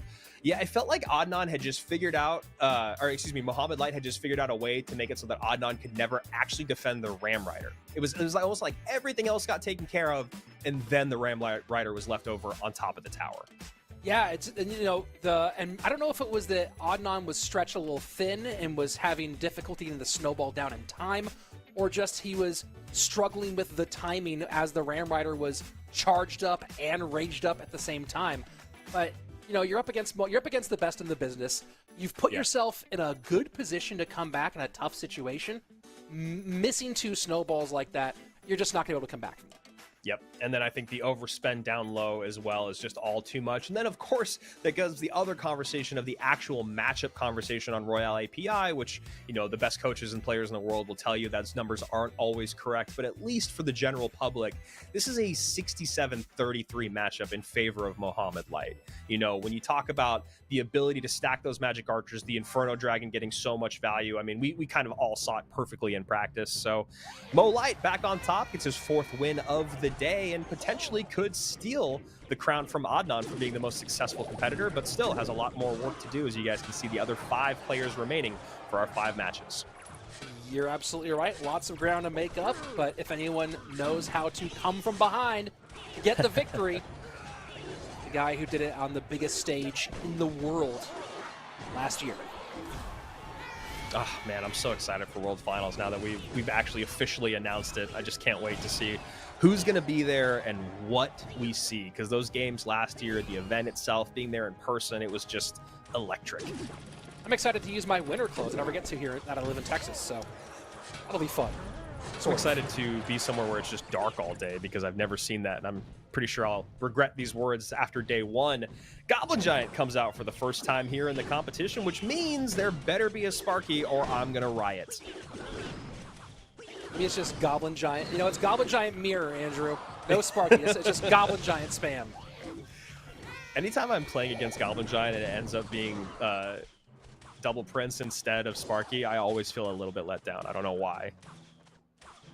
Yeah, there's not a deck that Goblin Giant's in that doesn't make me go, ugh. That's also very fair. So Aslan given the ick with his Goblin Giant, bottom of your screen, 1974 remaining to a basically untouched tower on the right-hand side, which, you know, Aslan, I feel like he might need to speed up his decks a little bit when playing against Mo, because it feels like Mo's pressure in both lanes always becomes something tough to deal with, but we shall see as he's playing pretty aggressive. Second Goblin Giant down already as we just get into double elixir. And good job just trying to slow down the Knight. Again, get the Knight to stop walking. That's so much of it. Here, able to get it into the double tower range and take care of business, but that evolved Knight, certainly a problem. Here we go. Miner in, Hunter getting blocked for by the classic Knight, but good poison value for the world champion, and Mohamed Light extends his lead to a very wide margin as we are just 30 seconds away from sudden death. And Mo doing a kind of, you know, just a really efficient defense there by playing those Spear Goblins down low, doesn't decide to log or get anything on top of that Phoenix Egg. He knows those Spear Goblins are going to be more than enough to deal with both of those incoming forces. And Aslan finally gets the Sparky down. And the Lightning in. Oh boy. Oh It's boy. feeling scary. Great wall breakers there to cover. Knight will take this first shot, and just how he drew it up, but here's the big question, Andrew. Can that continue to work as Mo is forced to outspend Aslan time after time? I'm not sure. I mean, if Aslan had a snowball there, Rich, that could have been massive, because the snowball would have came in on the Princess Tower and those bats, and that could have ended the game right then and there. So I think if I'm Aslan, I go, how do I replicate what just happened, but have snowball in cycle and elixir for snowball plus lightning? So here we go. Mo recognizing the same thing. Goes, I gotta go wall breakers. I mean, that's it. Could it be have drawn up more perfectly than that? Feels like Aslan recognized exactly what he needed to do. He had to have the snowball. Mo knew if that snowball came out on offense, he would lose the game, so he sends those wall breakers in. I love gameplay like that. And just try and just keep that Sparky shot off, and somehow he does it. Final minute on its way. Triple elixir. Mohamed Light with a strong lead, but we know how fast that can change with that big electrified trash can. Here we go. Big push in, just trying to bait out that snowball. Not biting, though, is Aslan, because he knows that snowball needs to come on top of those bats. That's game, man. I mean, that's still 40 seconds. He can still build one more big push, but Mo has cracked the code. Aslan needs to innovate this push. And now another hard part for Aslan is that he's now giving poison value into the lane where Mohamed Light's currently winning. Yep. Oh, and he gets that double wall breaker. Oh, man. I mean, Mo with the pressure, he's just so good. Poison's in, Miner plus log will do the rest, and that should be game. GG. Well played. I have never said that before after Mohamed Light has done things with this game. I mean, that was so, I mean, for me as a caster, that was a really fun moment, right? Because it's like we were figuring out exactly, oh, this is the way Aslan is thinking, and this push would have maybe won the game if he just had this one extra piece, this 1-2 elixir part of the equation. And Mohamed Light recognizes the same thing, and he makes sure that that snowball is never available for the offensive push. And if it is, it's when it's too late, because we saw it finally come in there at the very end, but at that point, the Goblin Giant was already done. I just love the way that man's mind works in Clash Royale. Yeah, we talk about the matchup things that Mo does well. We talk about the micro he does well. But maybe the most important part of all of it is the macro. It's identifying what is going to win and lose me this matchup, identifying that early, right? No one can get a great matchup all the time.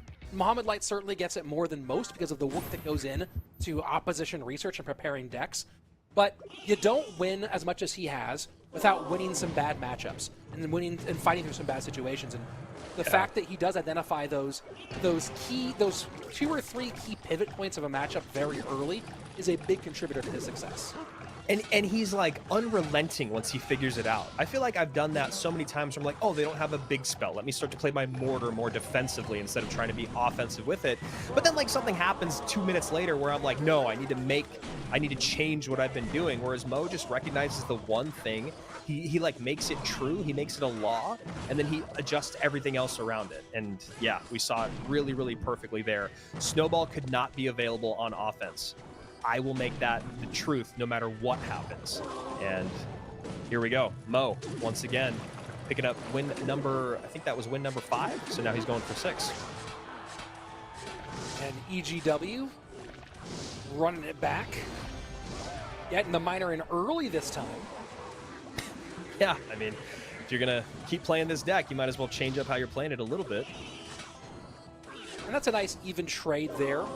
Maybe even you could call that more than even because it's the Evo variation. Poison plus Fire Spirit able to do their job. Yeah. Yeah, and that's just another one of those defenses where, and look at Mo going back to that minor control deck. Not back to it, but, you know, someone else played it earlier.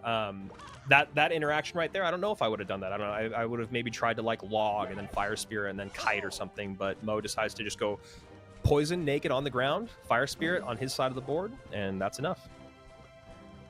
And if Muhammad Light is able to win out, he will still get the 10 wins today, which would be crazy. We got some more, some more distance to go. Considering how kind of up and down or rocky his start was today, now it feels like he's really found his momentum. And a moment ago, we saw on the scroll on the right-hand side, we saw the list of previous winners. We might come back up here in just a moment. You know, this is such a crazy competition that you're playing BO1s, running through this cycle against different people. Here you go. But if you look at who's done it, you have here, you have everyone on this list is either a former world finalist or an upcoming world finalist. Yep. Doom, Lucas, both previous world finalists. Mo, of course, obviously our former world champion. Faust and Adriel will both be at world finals almost assuredly. Adriel may be a little bit more precariously positioned than Faust, but both of them very likely to make world finals, currently in that position. So we'll see, can Muhammad Light continue that streak of only world finalists winning this event, or will he falter and Adnan will change the script for us in our 6th edition? I know, it's so cool to see these Royale Masters events being such different formats, whether it's Summer Clash or even just this King of the Hill, and you still see the same names, right? Like, it really does just transfer right over. If you are that good at this game on ladder, then you should be able to master all these other game modes. You got to put in the time, and it's just cool to see that lineup there. There are names that you would expect to see at the end of any competition. Final 80 seconds approaching. Muhammad Light with a solid lead, 1462 to 2015, both in that left-hand lane. And EGW just not finding any way to get to the 2nd level here. Just don't, I mean, this deck is at least a real deck. You know, this is a deck that I've even played a little bit. I mean, not to be disrespectful to EGW, but earlier today I just felt like he kept coming out with decks that I didn't understand why or how he drew them up in the lab. Well, I have no idea. I have no idea what to say. Look, you're better than I'll ever be at this game, EGW, and it is not disrespectful, I just don't understand. So maybe we just need to have a combo. Well, we talked about it before, right? If you're sticking with the central meta, what kind of game are you playing against Muhammad Light? Right? Yeah. You got to find some way to surprise him, and this is the concept is sound. The execution is the harder part. Here comes the delivery to clean all that up. See, big downhill push, final 20 seconds. EGW just tried to pressure. He might just ignore this miner and try to spam the bridge. Yeah, there he goes. Yeah. Can he fight through all of this? Damage in finally, but there's just no way those barbs are going to create space with that Evo Knight plus the delivery. Muhammad Light stacking up those wins.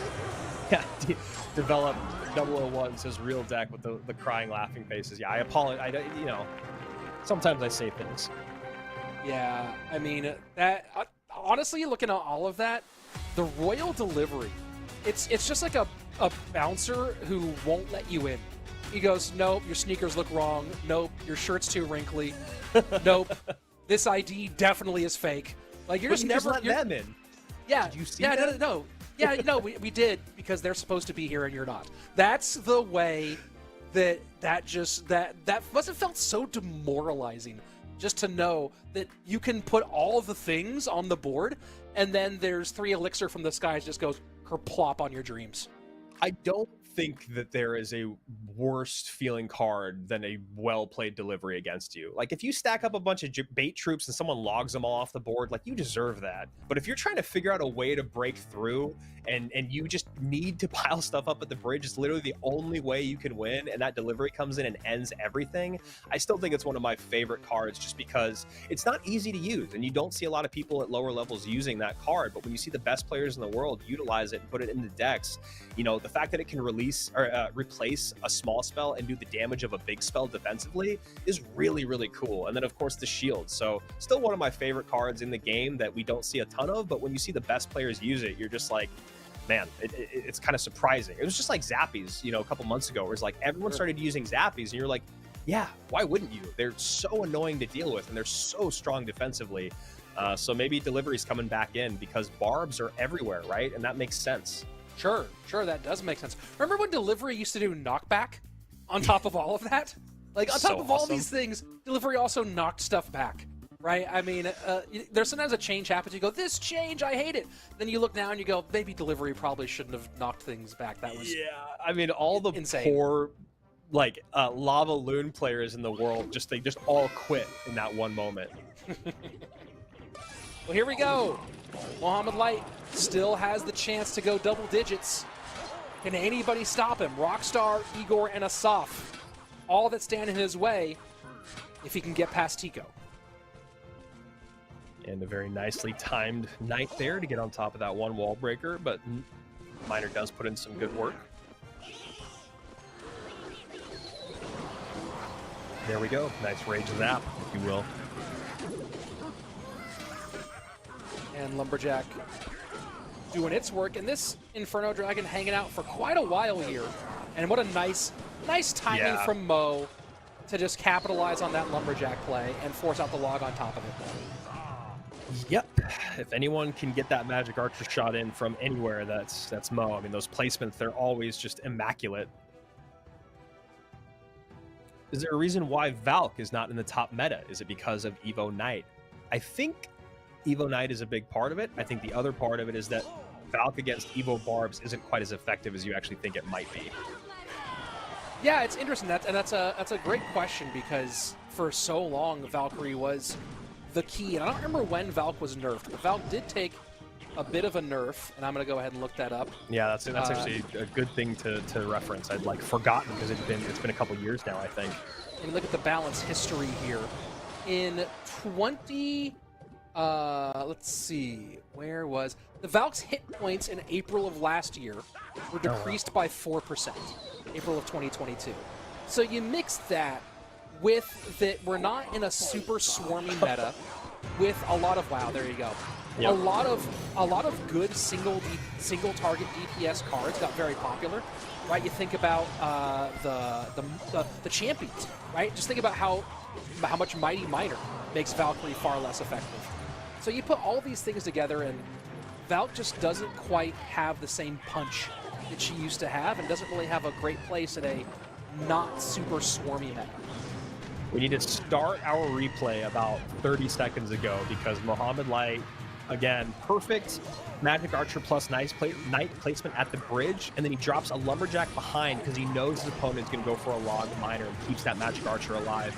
Just looking into the future is Mohamed Light, and again, he does it right there. He catches that Miner so the Magic Archer can get another shot in. Magic Archer stays alive, now is on top of the bomb tower. I mean, his protection and placement of that Magic Archer is unrivaled. So here we go, sudden death overtime, things still fairly close as Tico tries to put some pressure on. And someone asked earlier, a few games ago, they asked who Tico was. Tico, longtime player out of Brazil, currently ranked 30th in our points leaderboard for CRL. And Tico's been kind of right on the edge a lot with a lot of our solo competitions. In the Masters Challenge last year, made top 4.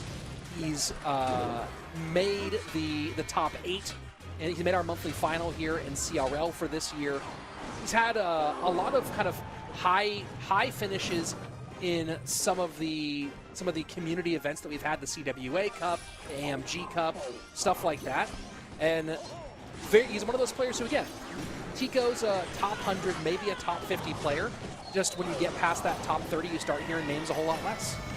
Yeah, it really does change quite a bit.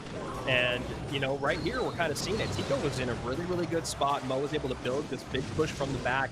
Now gets damage in both lanes, has the lead in one of them, 1898 to 1790, with only 48 seconds remaining. And Mo's deck is obviously a lot heavier. So this is where his deck should really come through. Magic Archer trying to put in the necessary work here. Great placement of the Evolved Knight to keep the Magic Archer off the bomb tower. Very smart play by Tico as he now goes to try to get the Magic Archer off the board.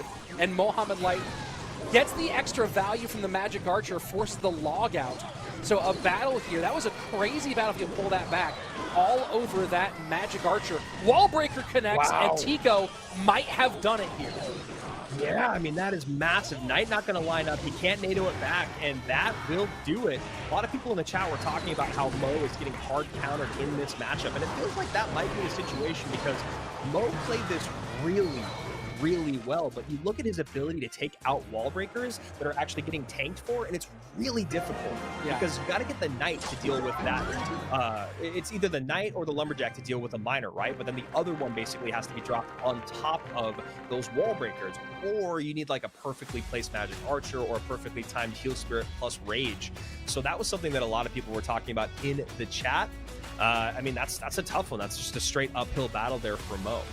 Well, and you saw the great job Tico did of making sure he won that Magic Archer fight, because we saw earlier how well Mohamed Light used a low HP Magic Archer to force a response to then set up the next Magic Archer for the for some counterplay, for some piercing damage on the tower. Tico, but he was paying attention earlier, saw that and made sure he ended up getting the Magic Archer off the board and getting that cleanup taken care of. So very nice play from Tico throughout that one. And now it's official that Adnan will be the overall winner on the day. And now we're just figuring out who can take home a few extra dollars in their pocket with our final few matches. Let's take a look at some of that Magic Archer play since it was so good. And I'd also be really curious to hear what people have to say at the, the highest level of coaches when you talk about this matchup, because on paper, it looks like it's a 55-45. And there you go. High Knight, Magic Archer right behind, Lumberjack behind the Magic Archer to catch. The log comes in, Magic Archer is still alive. And while obviously Mo does not win the game, you just look at the value he got out of this one Magic Archer. Look at how much has to be spent by Tico just to take care of it. And that was just really, really pretty stuff there from Mo. And that's, again, I mean, online it says that Mo has the better matchup, but I'd be curious to talk to some of the best coaches and players in the world to see what they actually think about it. Yeah, I mean, top 200 play has always been kind of thought of as different than the rest of us mere mortals playing Clash Royale. And this is that Magic Archer. No, this is the no, here's the Magic Archer, right? So check it out. The high Evo Knight to control the Magic Archer and make sure the bomb tower stays involved in the game. Miner goes to it, and the Heal Spirit here does its job, keeps the Magic Archer alive. You see the log come down behind all this just to make sure that Magic Archer doesn't get tanked for by the Lumberjack and the Evolved Knight, and set up the situation that Mo wanted, which was to get another Magic Archer involved in that bridge fight. And from here, it was a nice downhill run for Tico to go ahead and get the victory. He was already far enough ahead that wasn't going to happen. Wall breakers, go ahead, stop him with the fireball, doesn't matter. Tico shut down the big opportunity. And you're seeing right there just why. I know, obviously, Magic Archer has been in bridge spam decks for a long time, ever since it got involved in the classic P.E.K.K.A. bridge spam deck. But you are seeing that little extra value when you really want Magic Archer to have that NATO and pull everything into focus, get that nice piercing damage. Yeah, and credit to Tico too. I mean, that log was a really nice log. It hit the Lumberjack, hit the Knight, hit the Magic Archer, and hit the Princess Tower. And of course, even though you have a good matchup, you kind of see that Mo was really trying to overwhelm Tico, did a good job of still keeping enough pressure on that left-hand side. We saw that even those replays. We saw the one wall breaker connection with the Rage dropped on it, and then we saw the other wall breakers come through that had to bait out a Fireball. And it was just Mo always needed to really spend a lot to get those Maul Breakers taken off if they were tanked for. So here we go. Couple more games left. Tico, our current king, Rockstar, Igor / Kazardi, and Assaf. The final 3 to close things out. And that's a little brave there to just go miner to back a tower to open things up when you're against the Tombstone. Yeah, that's a good point. Splash Yard is so popular right now, and, you know, the Tombstone variation being one of the 2 that really people get into. So, hey, you know what, Tico? Live your life the way you choose to live it. Yeah, I mean, and that's actually something that was surprising to start our day. I figured we would have seen some Graveyard today, but we did not see any, literally any, unless we see some in his last couple matches.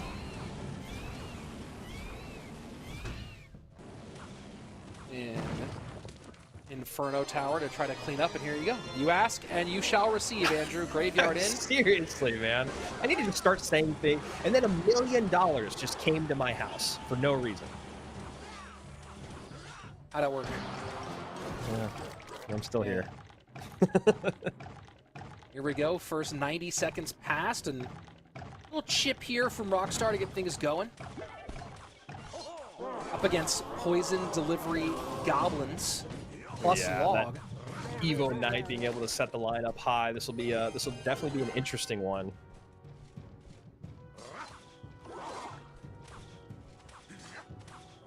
And with so the I think poison, you probably go. Oh, sorry.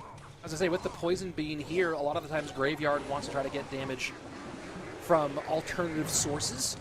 But it's going to be curious to see if Rockstar has the ability to create much damage from other sources, right? Splash Yard, hey, you're facing against poison, and try to get splash damage and let the Graveyard tank for the troops instead. Really not sure what the game plan's going to be precisely for Rockstar here. You and me both. I mean, this is a pretty tough matchup situation if Tico just does exactly what he should do, which is just play really, really passive and just steal minor chip damage and log damage wherever you can. That's really all you have to do. Obviously easier said than done, but you can see right now, able to stop that defense right in its track. Royal Recruit doesn't get on tower, but Phoenix, so you're having to bait out a lot of stuff here.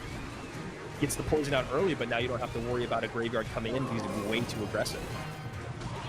Yeah, this is all nice, and again, look at that. Tico just trying to play a pressure game. I don't know about playing that into 2 tombstones, but wanted to get the egg off the board at least. Yeah, I like that. I like that adjustment by Rockstar. Get the tombstone behind tower. We'll see how Tico wants to adjust, and if he does, or if he's just going to continue going right into it, because then the opposite option is going into the lane that your opponent wants to focus on. Well, having the triple spell here is going to give him so many options, because you can afford to get the poison more involved on offense, and take the value where it's given. Yeah, I mean, because the big thing you have to worry about is that pile up at the bridge. You got the Knight to set the line high. You got the Phoenix and the delivery there. So yeah, that's a great call. Is that poison can come out in places where usually, when you're defending Graveyard, you'd be less excited about doing it. 2087 to 2293, 75 seconds left. Gets on top of the tower right before the Barbarians get there, so it's basically a 100% unpredictable spot. And gets a little bit more chip in. 1833 to 2293, down to 2086, and this feels like this is going to be a very, very close finish with just 55 seconds remaining. And still Tico opting to go troop rather than poison to defend here, as he really wants that poison damage on tower. Going to get a nice little tick here and get value on those zappies as well. The high Inferno with protection. He might log here to clear that off. Yes, he does. And Goblins to protect as well. And now he's back to be able to poison on defense. Maybe he'll opt not to. Yes, he does. Instead, he's going to go ahead and use the Evo Knight plus the delivery to clean up the Graveyard and continue to log poison on that right-hand tower. Honestly, that high Inferno, and then the Goblins distract the Inferno Dragon of Rockstar. It felt like there was no way at that point, because he can't actually cross the bridge. He just has to do these naked these naked Graveyards, and then his opponent's going to actually finally use his poison. So really, really great job there by Tico by changing up his defenses at the bridge by just a hair, getting that Inferno up high, and just resetting anything that Rockstar was planning on doing. GG's there. Rockstar is still walking away with a little bit of cash, as Tico is our final run of the day, it seems. Yeah, and he has 2 more to try to add to his total. I don't know if we can see the overall standings here in a moment and get an idea of where Tico is on his earnings, but it's been a nice day for him so far after some rough outings earlier on. Yeah, that I'm sitting here looking at the replay a little bit, and I just love that Inferno play by Tico. It felt like he had kind of figured out his checkmate move, but was waiting for the exact perfect moment to do it. He sets that line high with the Inferno, and then there's just the only thing that you can do as Rockstar is kind of panic Graveyard. And then, Rich, you were saying it's like he did the smart thing, right? He could poison, but instead he just kept creating more units on the board that would pile up at that bridge because he knew the minor chip damage was all he needed. And here we go. Looking at the leaderboard, look at that. Mohamed Light went on a nice little run to bring himself from 3 up to 6. Adnan still the biggest winner on the day, walking away with almost $1,000 with 8 wins and 875. And now Tico, a man that you gave a little bit of a history lesson on earlier, someone who's been, you know, for lack of a better term, always a bridesmaid, never a bride. He's always been very good at the game. He's always been kind of on the cusp of what we would maybe call, I think you said top 30, top 50, something like that, but just hasn't been able to quite break through. But here you go today. He gets a big win off of Mo and is playing really nice Clash. Yeah, I mean, playing some great Clash. He's totally capable of it. Tico's a guy. Okay, here's how I'll put Tico. Tico's a guy who gets on camera, right? There's not a lot of Clash Royale players who you know what their face looks like because they get on camera enough to be recognizable, right? And Tico's a guy who, if I saw him walking down the street later today, I'd be like, hey, you're Tico. He's a guy who gets on camera. That's a different level. That's a different level of Clash Royale, and that's a level where you are better than 99.9% of people who've ever touched the game. But the problem is we also have 99.9999 repeating, and when there's 35 guys out there who are at your level or better, that's just one of those situations where, again, people don't give you the respect that's due. People might go, oh, you're really bad. You're better than millions upon millions of people. Millions upon millions. And that's what we're seeing. That's such a good way to put it, is the being on camera thing. Like, to be able to play Clash Royale on camera, if you're not a content creator that is like wildly famous and in one of these fun content creator pro events, you really do have to be in the top like 100 to 200 players in the entire world out of millions and millions. So Tico right now showing us like, this is just another day of Clash Royale for him. Maybe not for us because we don't see him, you know, being this successful that often, but for him, it's just another day of the grind, and he's going to be able to walk away with a few $100, which is pretty cool. He's got 2 more guys to do it. One of the best players to ever touch the game in Igor, and then after that, Assaf. Let's see what Igor has in store for us in this final one. You know, I've said it before, and I'll say it again. You can't really spell Igor without ego. And he's certainly known to go, hey, I just want to show you that I can do this thing. I want to prove to you that I can play Royal Giant Triple Spirit, or that I can play the exact same deck 4 times in a row in a World Championship level event. Right? Those are total Igor standards. And I'm very curious to see what he does here. And yeah, here we go. Igor says Mortar God and wants to prove it one more time. I know. Igor is one of those players that had he not won World Finals, it would have felt like, man, the potential that he could have had, because I still feel that way.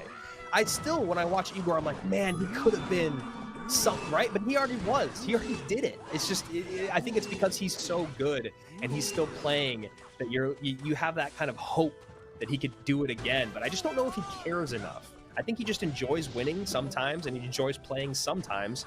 And then who knows what he does the rest of the time. Yeah, it's hard because we got to see so little of him, so unfortunately little of him in that 2019 season where, you know, Team Liquid won the World Championship. And then in 2020, you know, we switched to remote, so that was certainly tough for a lot of people. And Surgical Goblin and Canario were both, you know, Surgical Goblin and Canario both were kind of over it a little bit, it seemed. You know, they'd gotten their big thing and were ready to move on. And I think that we never really got to experience the full run of full power to Igor the way that really everyone would have hoped. And it's, you know, you're talking about one of the top 3 ladder players in the history of this game and a world champion, and someone who it shockingly feels like we just didn't get to see enough of. I know. I mean, I think that's exactly it. It's just that we got such greatness from him in such small bursts, and it just feels like there was more left in the tank for him. But you know, here we are in 2023, and there's a lot more players out there in the world that feel like they deserve that just as much as Igor does with the time that they're putting in. You know, there's still a lot of guys out there that you think should be at World Finals this year that were maybe even there last year, or maybe did well. I mean, like Dominic, right? He's the guy that was there last year, played well this year. You know, are they going to be there? And it feels like even someone like Dominic has more of a chance than Igor at this point. Well, certainly participating throughout the season and putting yourself in those points range is definitely part of it. Will this turn into... No, Ghost is going to go ahead and go down here. Tico! People forget about this. Tico, also known as a drill player for a long time. So Tico getting some of his favorite archetype in the mix here. And Hog should get a little bit of damage here. Maybe get 2 out of this one. I don't think it gets 3. 1255 to 595. Is there a real strong defense available for Igor to hold on to this one? I mean, this is the part of why Drill and Magic Archer go so well together, Andrew, is you go to defend that Drill up front, and a Magic Archer just goes, hey, thanks for the free shots. Should be able to fire, but I don't know he's not going to because Magic Archer takes a shot there, but yeah, that cannon cart makes it real tough. Igor can basically never go offensive with that mortar, which is fine because he doesn't have a big spell to deal with, so having it defensively is nice when you have all this power on the ground. But I mean, Igor has made it kind of close here at the end, but it really just feels like he's just been playing Tico's game this entire 3.5 minutes. You talk about Igor being one of the top ladder players or ranked players of all time. Royale API has their historic leaderboard finish going back to 2017, all the way through our current switch from ladder to Path of Legends in 2023. And on that list, Igor ranks number 2 with, according to their point system, 438 points. Right behind Mohamed Light, who, after getting first place plus a bunch as of late, has jumped into the number 1 spot at 520 That's it. points. Wow. Yeah, I mean, yeah, the fact that Mo finally passed Igor on the like world leaderboard placement for ladder was kind of shocking, because we used to talk about Igor's ladder finishes, and if you go and look at his profile, it is an astounding resume. The fact that Mo has been able to do it this last year, because he's gotten what, like 3 or 4 first place finishes already this year. It's just pretty crazy. And almost as crazy as that brilliant come from behind win from Igor. I was looking over at the stats for Igor and ladder and missed the more important thing, that just Igor battled back and put together a brilliant mortar performance. It's crazy. If you go to like 55 seconds left in the game, Igor has a knight and a musketeer walking down the left-hand lane and then drops a mortar. And Tico is just leaking elixir that whole time. I think for a second I thought he disconnected, but it looked like he didn't know what to play where, because he plays the cannon cart way low at his king tower, and then he plays the barbs up high on top of the knight, and he just misses the mortar cat. And then, yeah, we got a replay. Let's take a look here at the replay so we can maybe kind of figure out what happens here. So here we are. We're at 1:30, 570 HP to 1255. And I had just said right before this that it felt like Igor was playing Tico's game this entire time. And we still got about 20 seconds here, but this is kind of the beginning of where the tides start to turn. With, I think a fireball comes in here and he gets a couple hits. Oh, no. Okay, so we'll wait and we'll see the setup here. And this was when the mortar, you said, hey, maybe Fireball's the Magic Archer. Oh, that was actually a different round. So Magic Archer to the right-hand side, controls high. So here we go. This should be that Knight Musketeer you were talking about. Igor goes mortar up high. And Tico, maybe a brief disconnection, maybe not really sure what he wanted to do there. It feels like it had to be internet, right? Because it's like he had the elixir for it and he had the cards he needed. He could have still just got with that cannon card up a tile or two, whatever it was. It feels like maybe he dropped service for a second, or, I mean, we've all froze in a moment not knowing exactly how to respond. That could have been it as well. But either way, Tico ends his run, picks up a bunch of cash on the day, and Igor, I think that's his second win now for our final match between him and Assaf. Well, I think Tico is in a situation where, hey, he knows his best counter right now to the Hog Rider or those Evo barbs. But he also sees the mortar down and knows Fireball is there, right? So maybe he froze for a second going, if I play Evo barbs low where I would normally want to, that's going to give a ton of value and get them absolutely obliterated very quickly. What do I do? And he plays them a little bit high and just kind of gets caught flat-footed. You saw the Fireball go to the classic barb spot. right? Yeah. So you saw it get going there trying to make that spread. So I don't know if Tico did end up having a disconnection or a lag issue. That seems as plausible as he kind of got caught in a weird moment and made his decision a little bit late.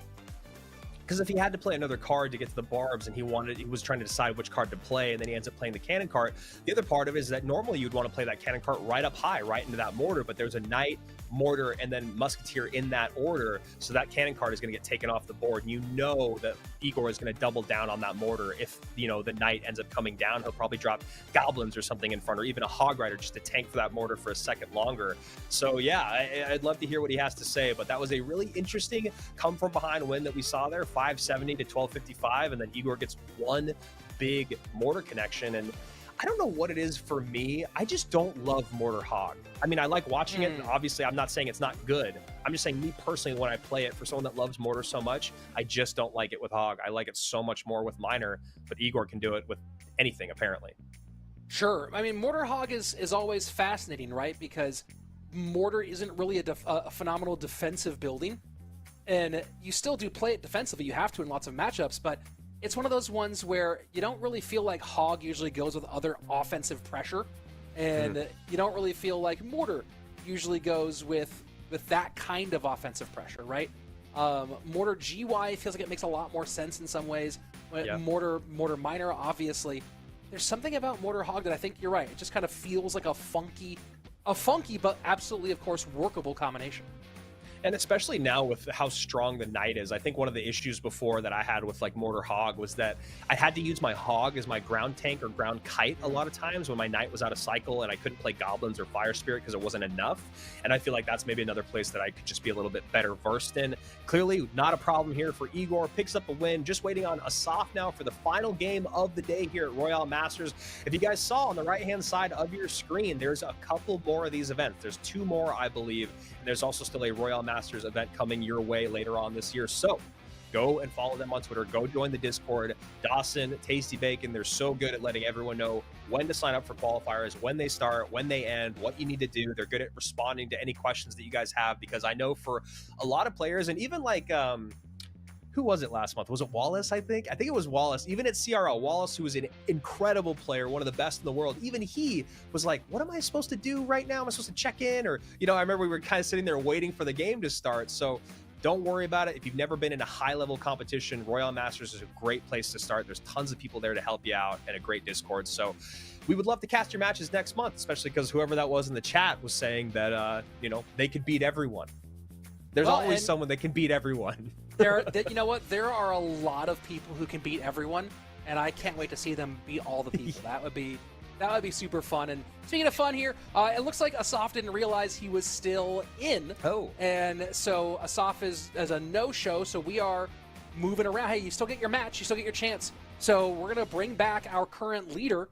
It's going to be Igor versus Adnan to round out the day.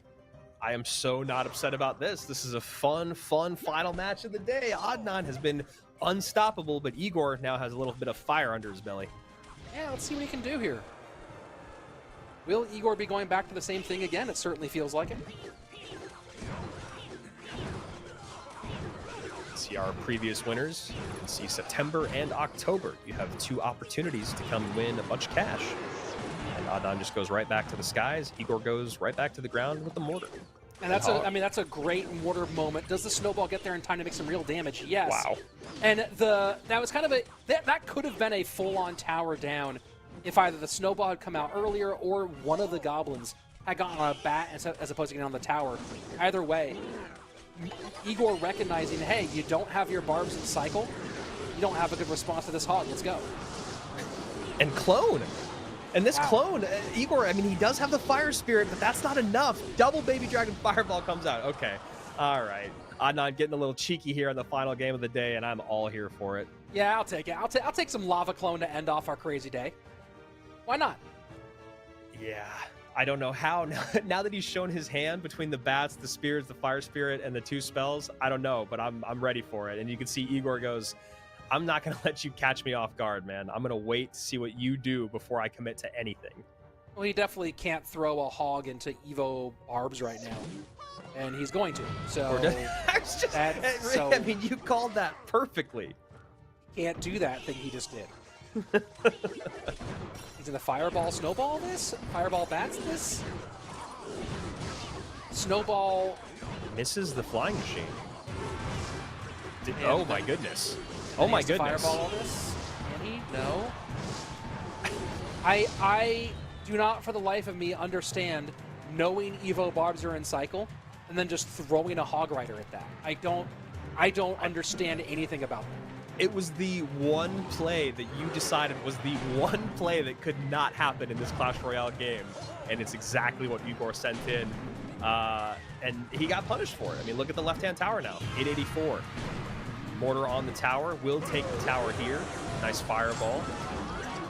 But look, Adnan's thinking about that two-tower game.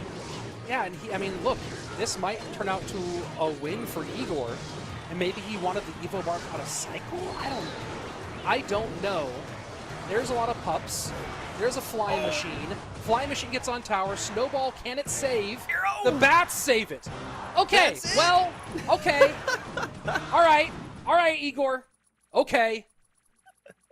Yeah, sure. I mean, there's a reason. There's a reason why he's a world champion and we're commentator, as he ends up being able to stop it in its tracks. What's that? But is there any reason why throwing the Hog Rider into the Evo Barbs made sense? I still don't understand.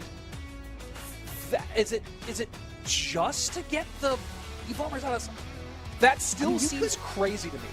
You could be right, because the worst thing that I guess that could happen is that if Igor got hit with the Evo Barbs in the opposite lane when he'd overcommitted on the left-hand side or something, so he ends up losing both towers.